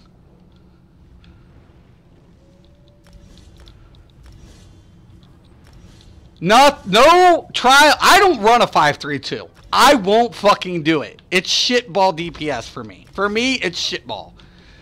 I will not run a 5-3-2 config. It's not happening. It's not. Ever. Fucking ever. I'm not running a 5-3-2 config. That shit can go to hell in a handbasket. I have not run a 5-3-2 config since fucking 1 Tamriel. Obviously, the tank is a little squishier than he would be in a selfish setup. But the debuff to the boss that Alkosh provide is invaluable. But that's exactly it, Thor. That's why I say I use it on Stam Sork. Because you can't go without Alkosh. I agree, 100%. I do agree. You cannot. Somebody has to have Alkosh. That's why I said an off tank would be good. But for a DPS to back bar the synergy, so you have a static setup and then you have a back bar effect to be applied, what's wrong with that? What's wrong with that setup? That's how I do it. What's a group wipe or a DPS race, Thor? Right. Becomes the question. You can't afford to wipe. If the healer bottoms out, you're fucked. It's just the way it is. It's just the way it goes, man. And those guys are that are putting that aren't putting themselves with the average person. Mystic, I parse 30k, my highest DPS, even on any tune with Moon Dancer. I'm not saying Moon Dancers is bad, Snoop. What I'm asking you, do you think Moon Dancers is outperforming Willpower? I'm asking. Do you think Moon Dancers is outperforming Willpower? It's my question, Snoop.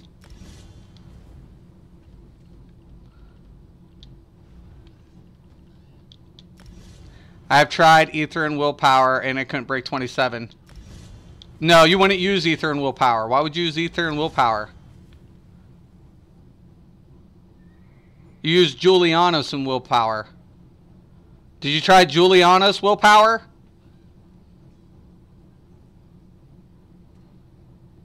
Did you try Julian will?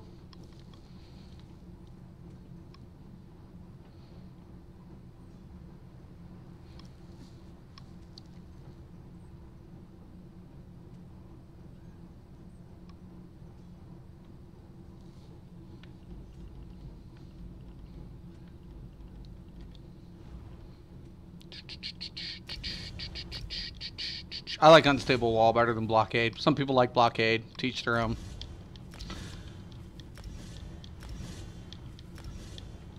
If you use infallible ether, you lose DPS anyways. You're applying the effect for your party. Infal is meant to increase the party's damage, so you lose a little.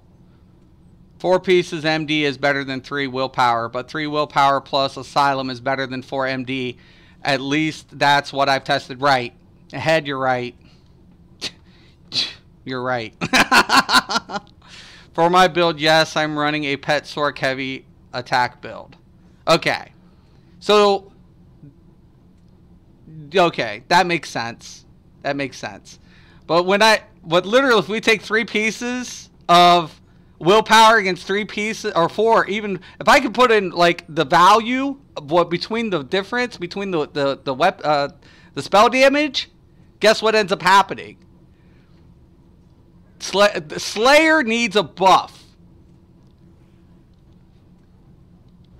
You missed that, Git. You already missed it. Rewind. I don't care about being put in timeout. I'm just trying to point out his contradictions. But what's the contradiction? So where am I contradicting myself, Thor?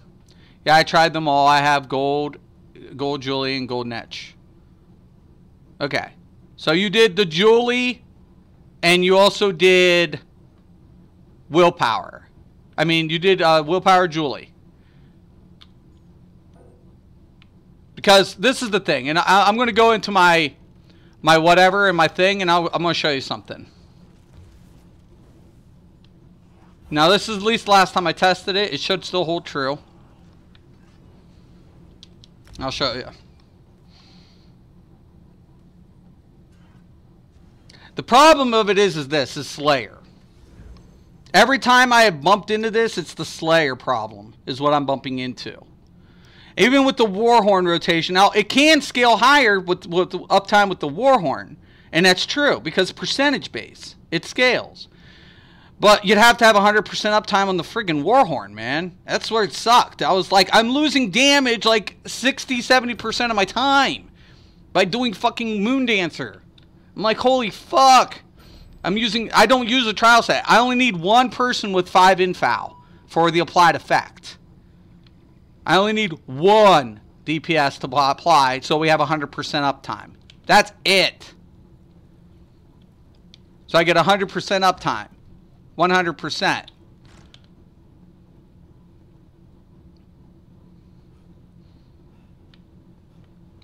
Alright. So we're going to mimic this. And whatever. I'm just going to use 4, right?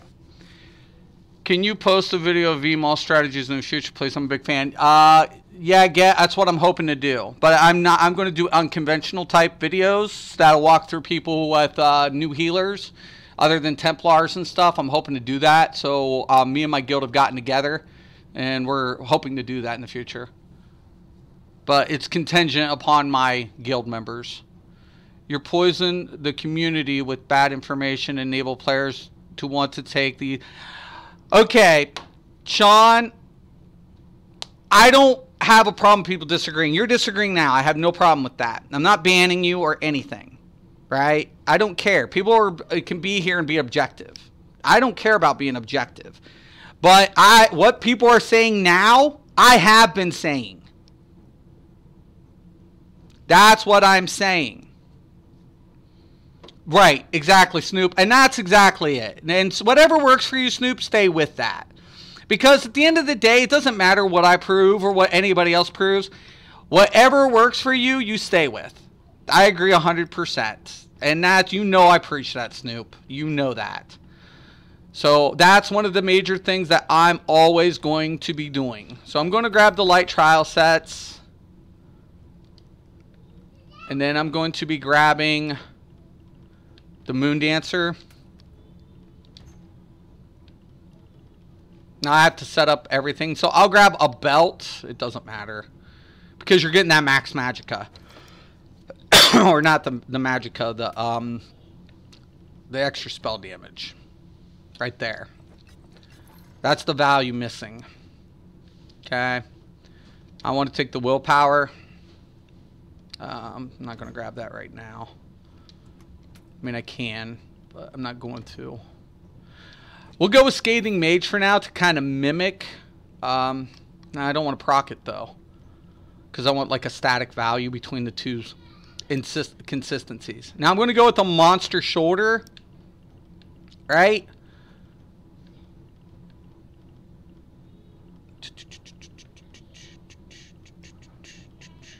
To get that value.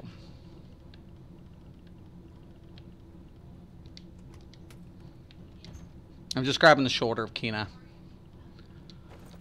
Okay, because we got light in that too.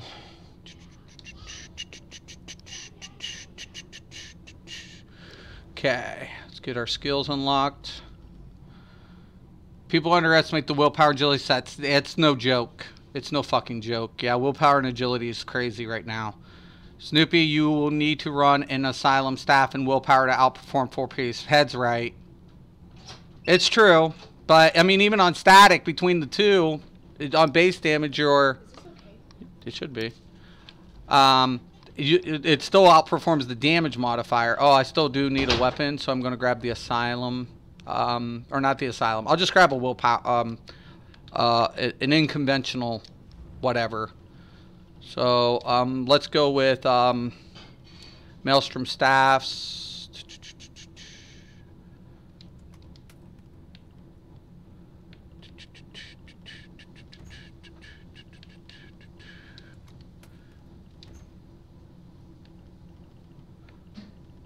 We're going to do single, so I'll just grab that for now. Actually, I should get the Nirnholm anyways, though. So let me get that real quick. Did I get it? It's probably at the bottom. Yeah, right there.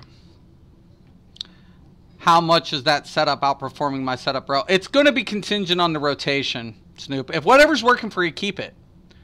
But, you know, whatever. Put on your sexy V-Mall skin. I'm on PTS, get. Are you stupid? I have it just by default on PTS. Somebody get this fucking console player a fucking clue.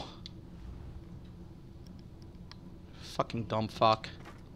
Everybody has it on PTS, get. Are you fucking stupid? That doesn't prove shit. Fucking dumb fuck. Alright. Going to go with the willpower first. Now I'm going to keep in mind I probably use like something like I said, Julie. I mean, just for whatever, but like, you know, just, but Head's right. You know, the asylum with whatever is really doing good.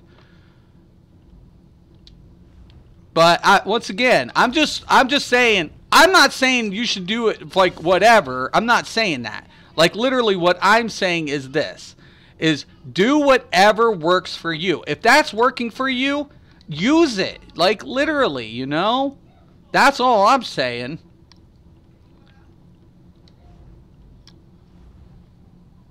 Guys, I don't care what anyone says. I have skin amber plasm. I just got it. I'm still hyped. Yeah, right, Snoop. But the thing about it is that was the whole thing. Like when people literally was busting my balls about best in slot, Snoop, what do you think they were saying? What do you think they were actually saying that was like, oh, well, that's not best in slot? And is that relative? It's fucking way relative. That was my point. Like, that was my whole big issue with it. That was like my whole issue. You know, that's my whole friggin' issue with the whole thing. Okay. Now I'm not worried about alties or whatever. I just want to make sure I get those passives unlocked.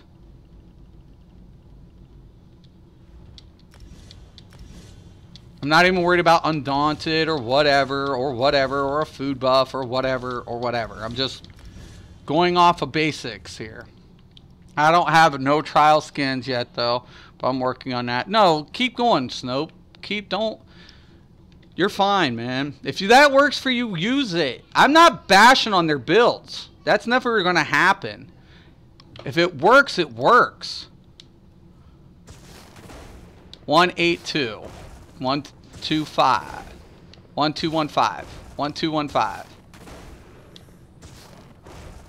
Want to get that base. Got to get that 1215.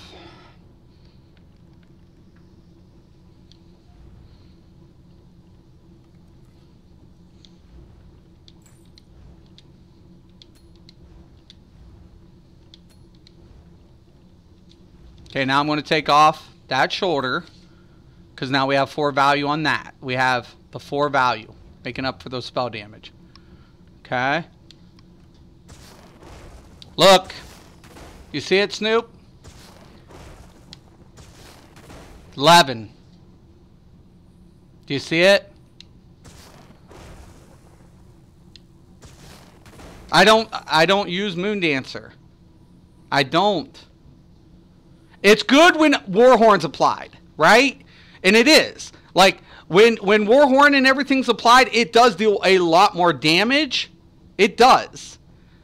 But literally, it deals less damage than Willpower currently. Until Warhorn's applied. When Warhorn's applied and it scales up, it exceeds, right? And Moondancer does that. But the trial sets by 5% should have went up by a 1%. If I had my way, it should be 7. The reason being, they've earned that set. Trial players earn it. They should have a progressive set, in my opinion. But currently, I don't run it because I'm losing damage 60% of the time. Because Warhorn's not up all the time, right? Buffs would get missed, and now I'm losing DPS. And I'm like, fuck, you know? And I'm going to get a scaled effect with Willpower with Warhorn anyways. Now, Moondancer will exceed it. It will.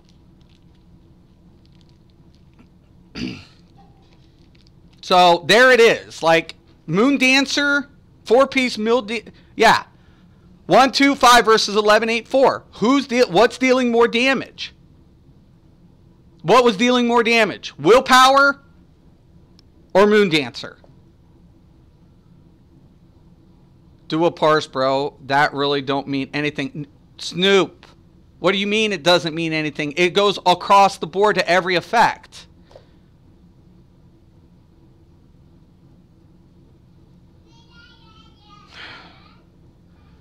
Do you guys... Okay. Once again. Do you know what a static value is? It's going across the board. No matter what abilities I throw out, no matter how the rotation, everything's scaling off that base. Yeah, you can! You do!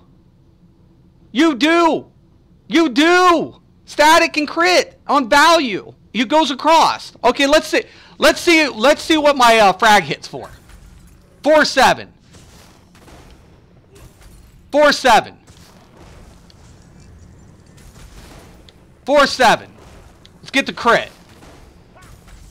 4-7. 4-7. That's not proving anything? Okay, let's find out. You think the rotation changes the fact of each damaging effect? Is that what you're saying? You think that affects it?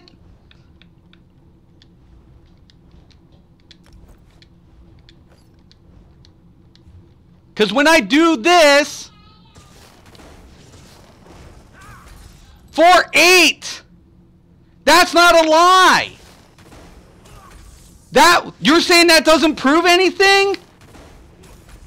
You're saying that doesn't prove anything. You're telling me that's not relative whatsoever. Is that what you're saying?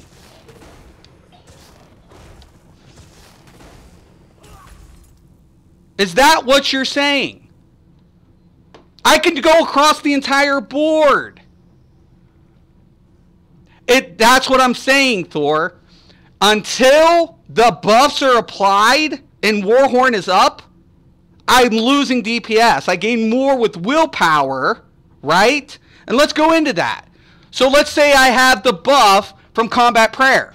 So I'll use a Resto Staff, right? Just to apply the effect. I've already done this test. I've already done these tests. It's not until Warhorn, Combat Prayer, everything's applied that Moondancer's exceeds. Do you see where I'm going with that, Thor? Of course it's going to look better, because it is better. I think since you're on the PTS, they want you to parse as high as possible to show in comparison to what they're doing. But that's not a static value. That's what I'm trying to point at. Rotation slip up can happen through any player. That's not an accurate indication of each ability's potential damage output. You have to go by each ability's potential output and then calculate that throughout your rotation. That's what I'm saying. It does not matter how many times the attack is performed. The base damage not going to change. The base is either going to be 1215 or 1184, period. Exactly. That's exactly it, Rock. You can't change that fact. No matter what I do in my rotation, it's not going to change the damage amount. It's not. It's a static value. It remains true 100% of the time. Given 5% bonus damage, the more damage you already do, the more damage. Right, Thor, and that's what I'm saying. I am saying that. Like, willpower has the better base of applied effect. It's not until Warhorn is up and buffs are applied that it exceeds. And it will. I'm not denying that. I'm not even contradicting it. I'm saying, though, how often is Warhorn up? Is it up 100% of the time? Because if it isn't, I lose DPS. That's what I'm saying. So I have to either wait for my Warhorn rotation for, whatever, and maximize with Moondancers, which you can, or and take the loss in the front end. But I'd rather keep the consistent amount of damage, right, and lose in on the Warhorn uptime. It's marginal. I mean, all of this is marginal. Stam recovery is never an issue in a group. Heavy attack rotation negates the need. Hirsus would not really be needed. Yeah, I already said that, Sean. I agreed with you on that. It's not needed. I actually agreed. It's overkill. But you could use it. That's all I said. No, I'm saying parse and see which one pulls the highest overall. Snoop, what we're saying is no matter what the rotation in the long-durated fight, human error takes effect. It's not going to change. That's what Rock's telling you, Snoop. It's not going to change the damage on each ability. It's not. It's just never going to.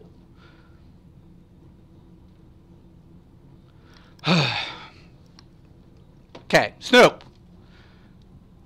Let's say I pull out the thing. I don't even have, for a minute here, I haven't even crafted Julianos. I'm going stat by stat. Okay? I'm just showing you the static value for each ability. Right? Right or wrong? I'm showing you static value. That you're the one that said, Snoop, that it's dealing more damage. If it should be dealing more damage, it should be per hit. Right or wrong?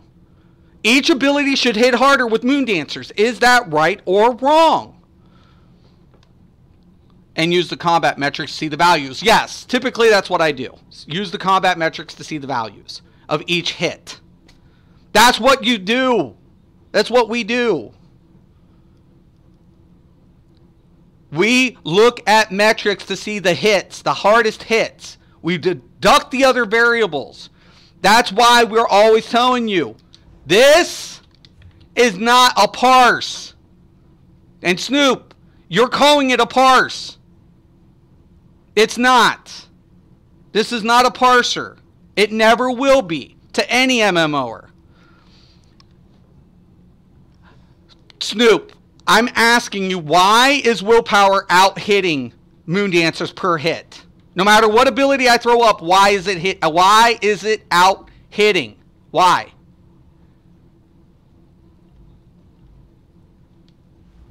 That's all I'm asking. Your reliable hit 30K. On what? So wait, you're saying it's based on what? 30K what? DPS? No. Thor, that has nothing to do with the damage output. That matches on buff rotation. That's what I'm trying to say. If I get a Warhorn, Moondancer's outperforms. It hits harder with Warhorn and buffs. So if I had Combat Prayer, right? I had Warhorn. That increases the percentage value of Moondancers for the Slayer. Then it goes skyrocketing, and I'm dealing more damage with Moondancer. Then, without Warhorn, even with it, the Combat Prayer, I'm dealing significantly less, not a lot, but a little bit less than Moondancer. But the point here is the base damage is never going to change. It's a static value, so it's more accurate gauge of potential since your element of you're eliminating most of the variables. That's exactly it. That's exactly it. You eliminate the other variables to get the consistent value. I said I was dealing more damage when I parse. You're not parse, you test. Parse, you don't have access to, Snoop. You're a console player. I love you. I love you to death, but you don't have access to a parser. Parser is never going to... Target dummy is never going to be a parse. You don't have a metric gauge on scale to do comparable results. That's why target dummies aren't parsers. I never hit that much on it. And Snoop, if it works for you, use it. That's all I'm saying. If Moondancers works for you, keep it. I'm not debating that. If that setup works for you, keep it all day long. I'm never going to say that. If it works for you and you like it, keep it. On the 3 mil in a full DPS parse. What are you talking about parse? I will do a DPS test right now if you want it live and show you. I have all the sets we can test. I will show you. Yeah, you can actually you can mail me the you have me on PSN. Just mail me. I've done all the tests. So like I said, when I get a Warhorn, I'm good with Moondancer, but I don't use Moondancer because of that. It's not until my Warhorn goes up. But, you know, it is what it is. Give me the static value and your critical values on each hit. I want your static values and your critical value. You won't be able to pull metrics because you don't have it. But give me the base and give me your base value and then give me your parameters, what you're using for your configurations. Because like Head said, if you're using the Asylum and you use willpower, that is no joke. That is really no joke. That's a fucking awesome setup. But that's never going to change. Like, this is never going to change. I can, you know, and you can run a full rotation no matter what. That's not going to change static value, and Rock's right. That's right. It's just the way it is. It's just the way it goes, boys and girls. It's never going to change.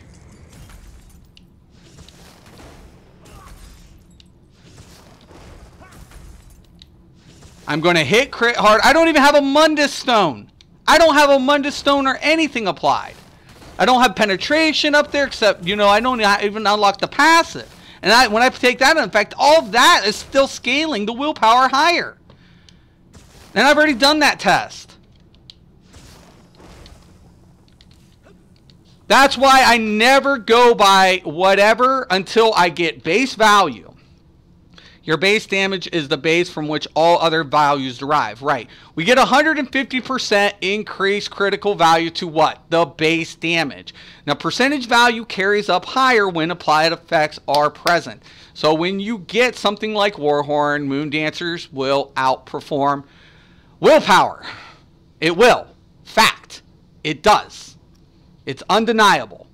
It is. I can't debate it. I can't deny it. I cannot disprove it. It's a fact. A normal DPS test only uses worms and Eldraine to keep Sustain for magic alive. There's no use of Combat Prayer, Warhorn, or any other buffs or debuffs. Right, Storm. But that's the point, is like, when you apply the effects, the buffs, that's when Moondancers does well. It does. It will exceed willpower. And I'm agreeing with that. And I do. That is a raid buff test when you use other buffs. Right. Exactly. So when you use other buffs, that's when you're actually getting like, okay, what am I dealing here? La la la. I hit 30k on my test by myself with no help, no work, or nothing. And that's great, Snoop. You're doing great, man. If that works for you, Snoop, use it. But nobody's going to tell me, nobody's going to say when I keep doing the test and I see it, okay, here's without this effect. Here's with the effect. Okay. Now I'm gaining the bonuses with the Slayer when these effects are in place, but then when these aren't in place and I don't have all these effects, I lose DPS. That's what I'm saying. If you're right, just prove it. Do it on a test and shut us up. Snoop, what do you think I just did per static? Right? Name me an ability, Snoop. Name me any ability. Name me an ability and do it. Let's not forget this entire test doesn't even count because you're using gold. That's true. You do have a valid point, Thor. I can't debate that. You're right. But I've done it with the purples too, if that's any consolation. I've actually done this. Rock was there and a bunch of them guys already seen it. They already seen it. I'm not arguing with you, Snoop. I'm not. I'm saying Moondancers does well. I'm just saying I lose until applied effects. That's all I'm saying. Help we get gold from the golden at some point. I know. I can put in any ability and it's not going to hit as hard until effects are applied. And that's what Storm says, and Storm is right. Storm Riven is right, 100%. The other effects have to be applied, and yes, it would carry over. And I agree. You would have to have the effects applied, and yes, it would be relevant. You can't get gold willpower from the golden. No. You have to go down the districts. I think you can still get it in the districts. I'm not sure. Dude. Did you hear me, Snoop? I don't even have crafted sets. I'm using this as a base for the modifiers. Right? You said 4-piece. 4-piece. Moondancers is out-hitting willpower. You said that. It's not a spam. I can go any ability across the board, Snoop. You name an ability. Name any ability. That's why we go static. Do you use the pets? Let's say you use the pets. Okay, let's say you said you run a pet build, right? You say you use a pet. Do you believe this pet is going to do more with Moondancers than willpower? If you believe that. That's what I'm trying to tell you. So, okay. So I hit this. It starts attacking. Watch his abilities. 9-7. You have to get a base static value to understand how the damage is going to scale. And like Riven said, you have to apply the effects. And she's right. Because there's ability effects I don't have in place that would be applied in a trial scenario. So when I hit it, it's 970 with what I have on, which is willpower. But Thor makes a good point. It's gold. That is a valid point.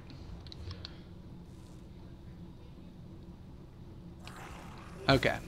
Let me exit the room so my poor pet quits attacking it. Quit attacking it.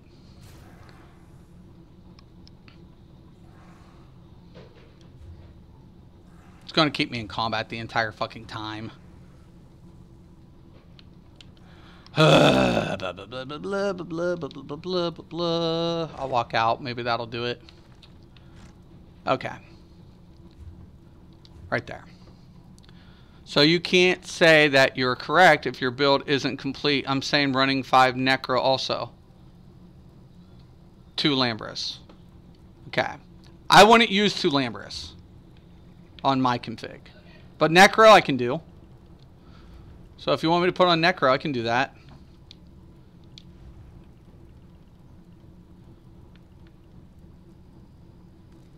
Alright. Overland sets.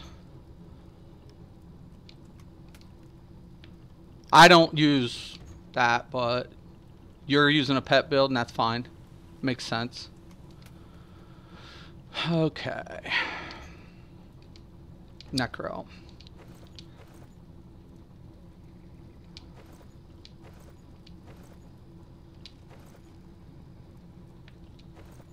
I'll just grab the head, whatever.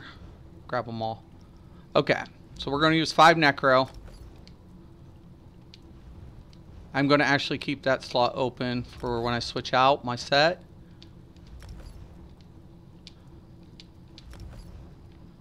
Okay, we need one more. Go with the head. Okay, that look about right. Oh, hey, Sylvia, what's up? Morning. All right. So, with the willpower, we were dealing... Now, let's do it again. I'll have to switch out and whatever. But I'll use whatever attacks and whatever else have you. Okay. So.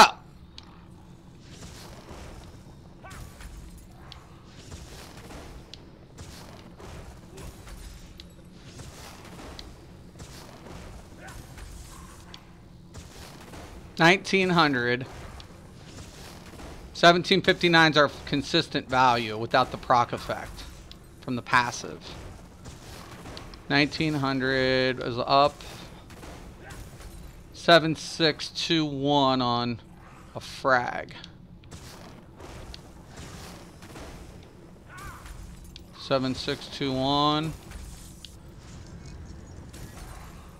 That dropped off due to the thing. See what the pet does. 1652.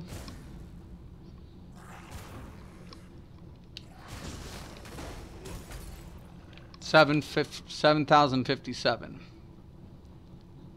Yeah, that's crazy. Okay. Kill the pet on the character sheet. Good idea.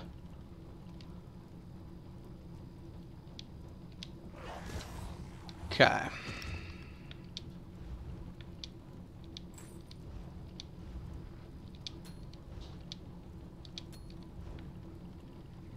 Okay, I'm going to put on the Moon Dancers and I'm going to remove the Kina. So I have a 4. And I got the 5 static of Necro.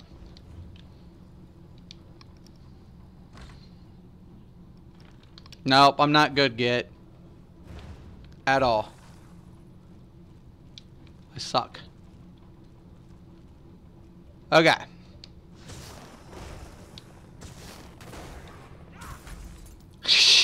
God, I'm serious.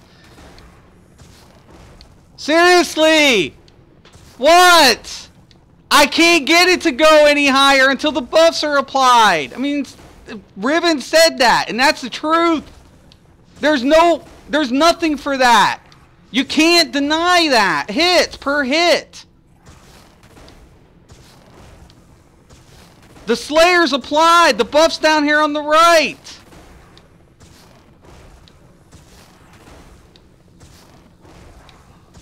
It's not getting higher. It's not going to. I mean, it's marginal. If it's working for you, Snoop, go for it. That's what I'm saying. It's a good set.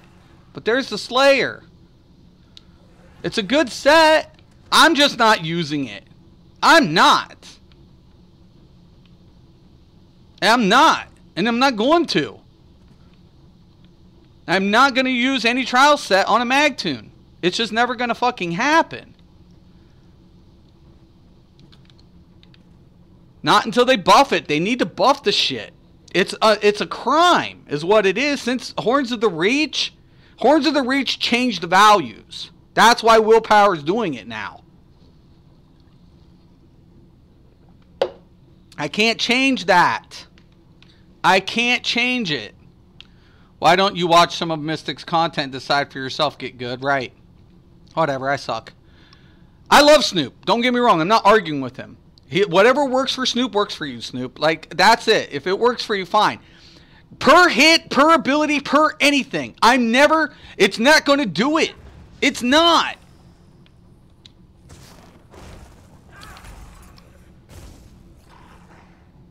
Look. Seriously. I mean, come on, man. I can't. What am I doing? Faking this? I got willpower in my friggin' thing. I mean, Thor, what do you think, man? Like, you tell me, man, because I like you. You're objective. I mean, the thing about it is, when you get the Warhorn, that's when, you know, Warhorn and buffs and everything's applied. That's when Boon Dancers does good. Could you one full DPS parse to compare it that way? What are you fucking talking about a parse, Thor? My metrics is down. Do you understand? Are you a console player, Thor? I gotta ask. You are, aren't you? What do you play? PS4 or Xbox? Tell me. Thor? What platform you play?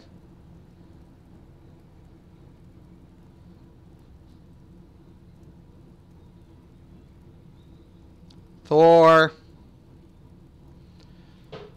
What platform do you play? I can't get my metrics up. It's not working on PTS at the moment.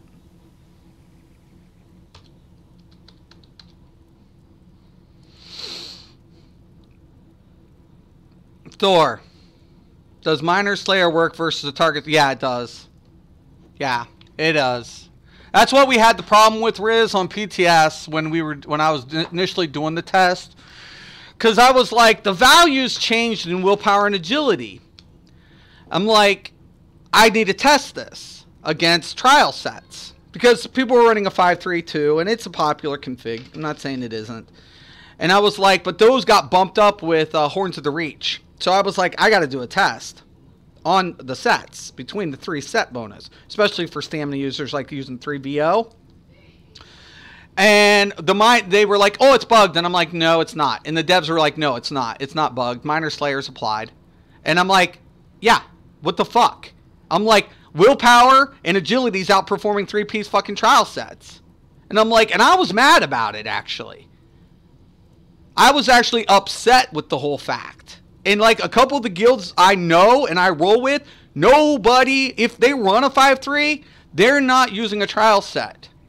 That's neat. Yeah, it is. It is neat. So, and I knew that. Like, I was like, the value increased with Horns of the Reach for the willpower and agility. I'm like, willpower has the highest base, yes, but MD and IA have the highest ceilings with buffs. Right. Head's right. He's exactly right. You have to have every buff applied, but when the buff's applied, the percentage value will scale higher. But if the one buff drops off, then you're losing damage. That was the hardest part for me, but Head's right. Right, exactly. And I agree with that, and I've been saying that. I'm not arguing it. I'm just saying Moon Dancers and IA, unless every Warhorn's up 100% of the time, I lose damage. So I'm like, fuck that. I want my base higher. I never damage tested ever by just spamming one attack. I will do a full test with full rotation. Snoop, do you understand what we're talking about static? Like, that's what Head just said with statics. And we're all saying with base and statics and everything. But Head and Storm Riven has mentioned one good point. The applied effects are relevant. And they are. So, but everything has to be taken in consideration. That's why I always go static. And if I even do a rotation, I need a metrics to do a comparable value between each ability, uptime, and everything like that. That's why I came on PC, because I wanted to see my uptimes for my monster procs. I wanted to see, you know, those missing values I don't have on console. It's relevant. I love you too, bro. No hard feelings. No, right. No, definitely, Snoop. If it works for you, keep it. It's a great set. And when the Warhorn's up, like Head said, it exceeds. And and that's true. I'm never going to say against that. But if I don't have 100% uptime, I lose from the base value. That's all I'm saying. That's all I'm saying, man. And for me personally, that's not worth it. The higher your base, the higher everything else will be too. So yeah, so when the base value goes up, Warhorn goes up, right? It raises the base value. It's same thing with everything except like percentage base. Anything stat wise, right? Increase base value and it goes up. So all of these applied effects like combat prayer, penetration, so on and so forth, when all the effects are applied, all of a sudden Moon Dancer goes boof and then wow, and it hits really hard. Like because that percentage will scale up. And same thing with, Infallible. Boom, boom, and it hits, and it hits. And it's like, great, cool. All these buffs are applied, and now I'm dealing a shitload of fucking damage, and that's awesome. But then all of a sudden, when I'm suffering downtime, I'm losing damage because it's percentage based. Well, willpower is static, right? So my static value is consistent. So now my damage is consistently being applied. That's all I'm saying. Joe, I run almost that exact setup, but I run 4-piece Mad Tink. Oh, cool. Mystic is definitely not fake news. Thanks, David. Thank you, man. I appreciate that. Thank you. And that's what I'm saying. I'm not trying to be toxic or giving misinformation out to the community. I need to take a look at every value in set. Rotation can be flawed based on like I slipped. I missed ability during that time phase, right? Oh, I slipped up again. I forgot to, launch my crystal frag, right? And if I do that, that's going to be a reflection of my test, right? When I slip up and I make that error, oh my God, I just fucked up my rotation. Now I'm getting this incomparable result, right? Because there's a discrepancy on a human error.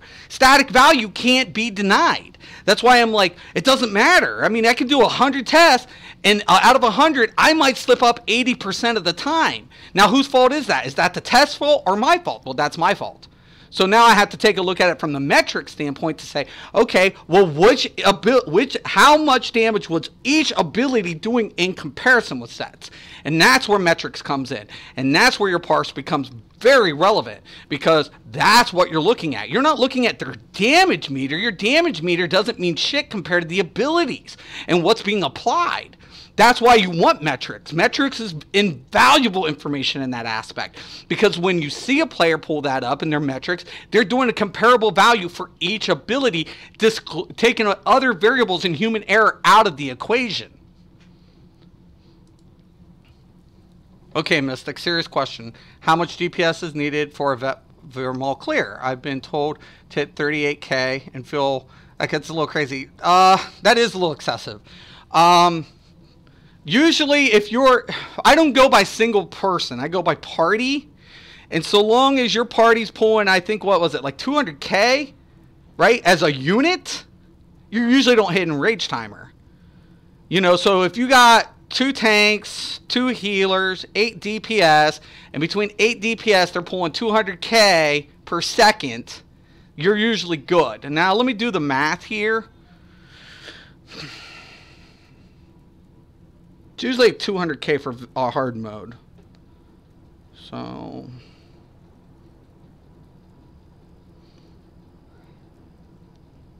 that's 25k per second per person. 25. So if 200k per second for your whole party to hit without hitting Enrage Timers and stuff and bypassing some mechanics, right? If you get more, it's great. It's not a bad thing.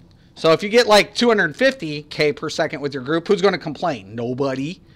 But minimal for vet hard mode it's recommended like 200k between 8 people per second. You should always build for a high base damage because you are guaranteed that whatever modifiers are added will therefore be higher as well. Yeah. That's the way I go. I'm always doing comparisons. Believe you and me. If I'm changing fucking gear and I'm changing builds, I want to know what that base value is every day of the week in comparison. That's what I'm pushing for, man. I'm not messing around. Yeah, 200K is enough. Right. Thanks, Rizzy. That's what and I'm like, 200K, it's supposed to be, I believe. But if you get more, it's good. I mean, who's going to complain? If you get 260,000 fucking DPS per second, who's going to complain about that? Who's going to be like, oh, that sucks. That's too much damage. No one's ever going to say it's too much, right? I mean, who's ever going to say that? 200K, though, is recommended for your hard modes. So it's supposed to be like 200K, divide that by 8. 25K per pop on the average. And the average is around that for even your skilled gamers. So if you look at Alkosh, dual hard modes is between 25 to 28. And that's fucking excellent. 28's perfect. Like, he's flawless. You can't pull over 30. No fucking content creator pulls over 30 live. Nobody. Not any of them. Nobody fucking does it. There is not one content creator. You show me a content creator doing single target parse on boss without ads. It'll never fucking happen. Nobody's pulling over 30. Nobody. With the mechanics. You only need 12K DPS to do any trial. Oh, rock. This council players is forever a dumb fuck. Bit try to keep the stupid to myself. But yeah, no, and I don't mind objective stuff. And I don't. And like I said, what works for you might not work for me. And what works for me might not work for you. If anything works for you, I say go for it. I'm never going to bash other people's builds. That's not what I do. I don't go trolling on people's site and saying that build sucks or this build sucks. I don't do that shit. I really don't. It's not my thing. It's like, I want to know base value. I want a metric system. If I do a full parse, fuck human error. If I pull one parse on the same setup, let's say I do 36K, for example. If I did. Like, and then all of a sudden I do the same shit, and now I'm pulling 34, and I use the same configuration, who's at fault? That's me. That's why I don't like target dummy testing. I want parses. I want metrics. I want uptimes. I want it all. Because those values don't change. Right? Those are consistent values that are a reflection of my build. That's what I want every day. The leader of my raid guild does a lot more than that. Fear Turbo. Oh, I know who Fear Turbo is. Yeah, I know who Fear is. But I mean, I don't know him personally. I've never talked to Fear, but I know who your guild leader is per se. Joe, what console? I'm on Xbox. But honestly, guys, like, I always tell people, whatever works, works. Like, people put rearming trap on mag tunes. For me, personally, I don't. You know, I'm aware of minor force, but I use a warden healer with Twilight's Remedy. Why? Because I can activate the mag tunes, activate the friggin' the Twilight's, Warden's procs or abilities or synergies, like the ground synergies, the heal synergies, and then all of a sudden, boom, minor force is applied. Done. Boof. You know? So that's how I do it. I need to see them numbers. And note, this one I don't use, like, I don't PvE too much. I PvP a lot more on the Sork, but a lot of my main, I use Mage Blade main, DK main, Stam Sork main, and now with my new build, I'm going Stamplar main. And Stamplar looks so fucking good. That build I came out with looks so good. I was walking people through Vet DSA. We're doing a Vet DSA progressions, and you know, they're looking good. They're looking really good. I got two people were learning everything. They got up until the next to the last board. Little, you know, things on mechanics, but it looks really good. And I'm thinking to myself, when I was doing the build, I was like, damn, I'm really loving this build. I'm not having a lot of problems. You know, sustains there. Everything's looking so, the hits look so powerful. I'm like, wow. I put trap on my Magplar and Mag DK sometimes. Yeah, and people do that, Snoop. You know, people do. But, you know, do I criticize it? No, because does it apply the effect? Of course. You know? So that's what I'm saying. Like, there's people's going to do different things and configurations. I don't have a problem with that. I just don't want toxic stuff leaking through and people saying this is BIS or this is that, because I'm like, number wise, we can be a little bit more open-minded, and that's what I really liked in this conversation, even with the people who were being objective. We can objectify it. So Storm and Riz and everybody here has been objective. That's like, you don't have to agree, but we can take a look at these things and, you know, apply that, you know, say, okay, when are we getting this? And there was good points. Even I'm trying to think of his name. I think Troy, I think his name was. I'm trying to scroll up. Thor. Even Thor made really good points, man. I have gold and purple, and you got to take that in consideration, but I've already done that test. I did the difference of it between purple, you know, trial sets and purple. I already did it. I already know. I already knew. So, and I've done the, you know, the gauging of the buffs and stuff, and I already did videos on that. That's why I'm like, I know when it hits its thresh point. I know when it does. The problem of it is it has to be all effects applied or nothing. You know, and that to me was the whole downside to it. I'm like, I'm not using trial sets. They need to buff it.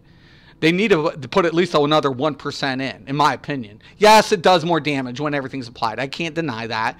But people are doing progressive frigging shit, getting some of the hardest and doing the hardest content for gear that's underperforming your willpower. That's you can get in random. That to me is not right. That's not right. That to me is just not right. I'm like, they upped all the values except Slayer. That to me is not right, man. It's just not. They earn the friggin' trial sets. Why shouldn't they get the benefit from it? Wardens suck, especially Nord Wardens. They can't DPS, they can't tank, they can't heal for shit, and whatever you do, never ever play a Warden in PvP. Alright. Shout out to Zoss for the 400 MB update. Hope it fixes the problem. I'm definitely, you know, I wanted to do, I was supposed to do trials yesterday, but something kind of got a little whatever. And some of the trials have been getting a little down. I actually need to take my ass back now into halls of fabrication. I have not been in vet halls since PTS. Okay? So, because none of the sets kind of whatever, but now I'm looking at like my stam, not my stam, my Sork tank and getting that set. So I'm kind of, I've won it. You know, so like, I love the trial, but I haven't been back in there since whatever, because I didn't really care about War Machine and shit. I'm like, whatever. Which is what the content creator said about Wardens when Morrowind dropped. Show how much they know. Right. Everybody's like saying, oh, Warden's this or Warden's that. And honestly, it is what it is. I mean, yesterday I proved, so let's recap. Yesterday I proved 2 classes have the same damage, right? On same ability, right? But yet people are saying that this class offers nothing, right? They do that. And then they say this is BIS, and I'm like, no, not in this situation. Because, yes, it can exceed. But when that doesn't apply, it's not as productive. That's all I'm saying. They don't want Slayer to be top OP in good groups. That's why they don't want to buff it. Yeah, but you earned it, right, Snoop? This is my argument. You earned it. Shouldn't it perform a little bit better because you earned it? Because what you had to go through? Damn, I want a Master's 2-hander. I mean, if you earned it, shouldn't it be just a tiny, not a lot, shouldn't it have be just a tiny bit, you know? A little bit. I mean, it is when of set effects, and I'm not saying it isn't. But I'm like, you know, I just did all this shit for gold, right? Jewelry piece. And I'm not getting effect until the buffs are applied? Bet HOA needs to be fixed. DCs all the time. Shit. Hey, don't tell me that. I have to go in there, dude. And I'm on PS4.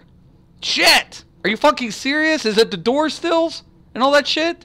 Like, I know some of the mechanics. Like, somebody told me, like, the boss to the last was bugging up or some shit. I don't know. I haven't been in there since PTS. I haven't been in. But I need that set. I just want the tank set. That's all I want. I go in and I get my sets and I'm done. I don't give a fuck about fluff or in fucking leaderboards. I just want my gear. That's all I want. Seriously, when Morrowind dropped, they all said Warden sucks. You could not get into a format.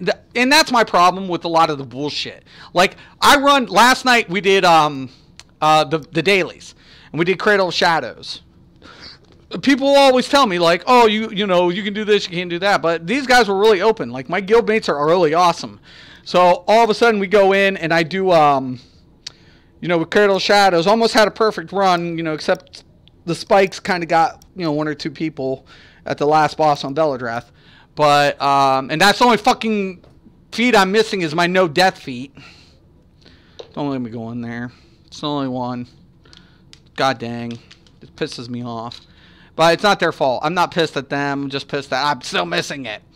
But I was on the DK healer, you know, and they were like, "Wow!" And I was like, "Yeah, you know, this is my main healer, for reasons, you know. I'm flawless with it. You get me on the DK healer, good luck, good fucking luck." People would drop the kill enemy warden quest in Cyrodiil and spam zone chat for any other quest kill. I don't know why I got mine last night within like 30 minutes. The wardens have a weakness, the line of sight. You get on the side of a warden, they're screwed. There are better wardens than others though.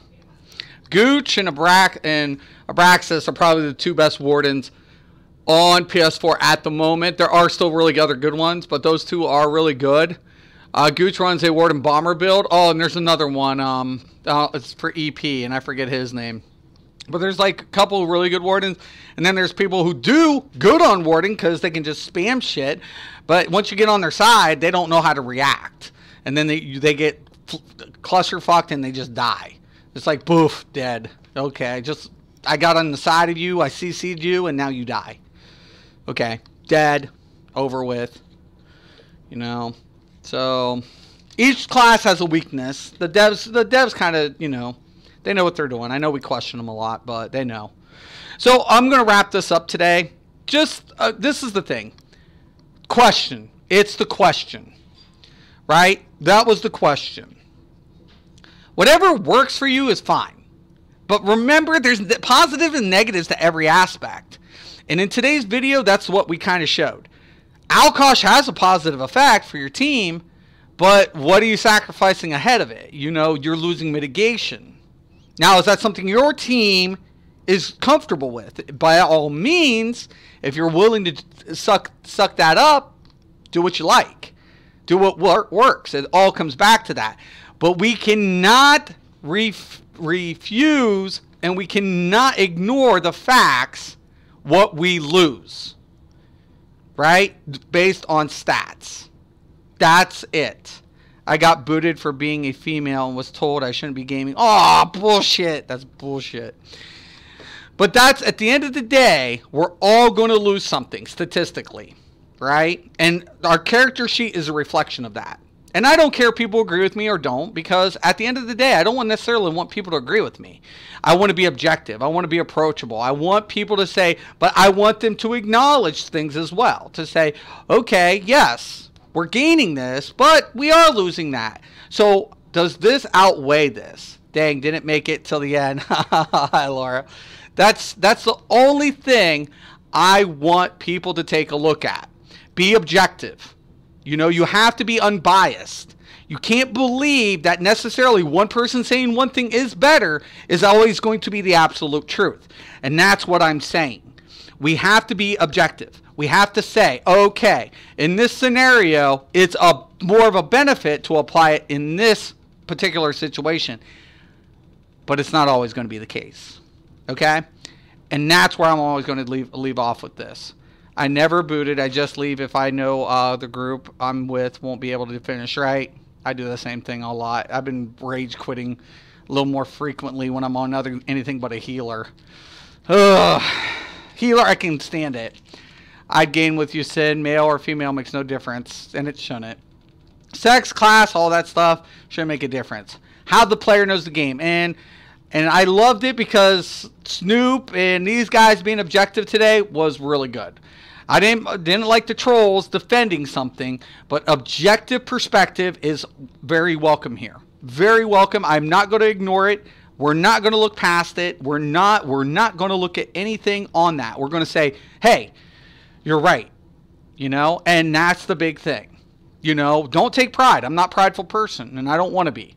I want objective opinions in here, and I want to say, hey, what's the good and the bad and the ugly? Let's take a look. Let's find out, shall we? All right, guys. I'm Mr. Craven, the CSO Daily. I want to thank everybody for watching, and I actually want to thank the people who came in here and had very valid points on all of these topics today because they were valid. Thank you for tuning in. And once again, always, have a nice day.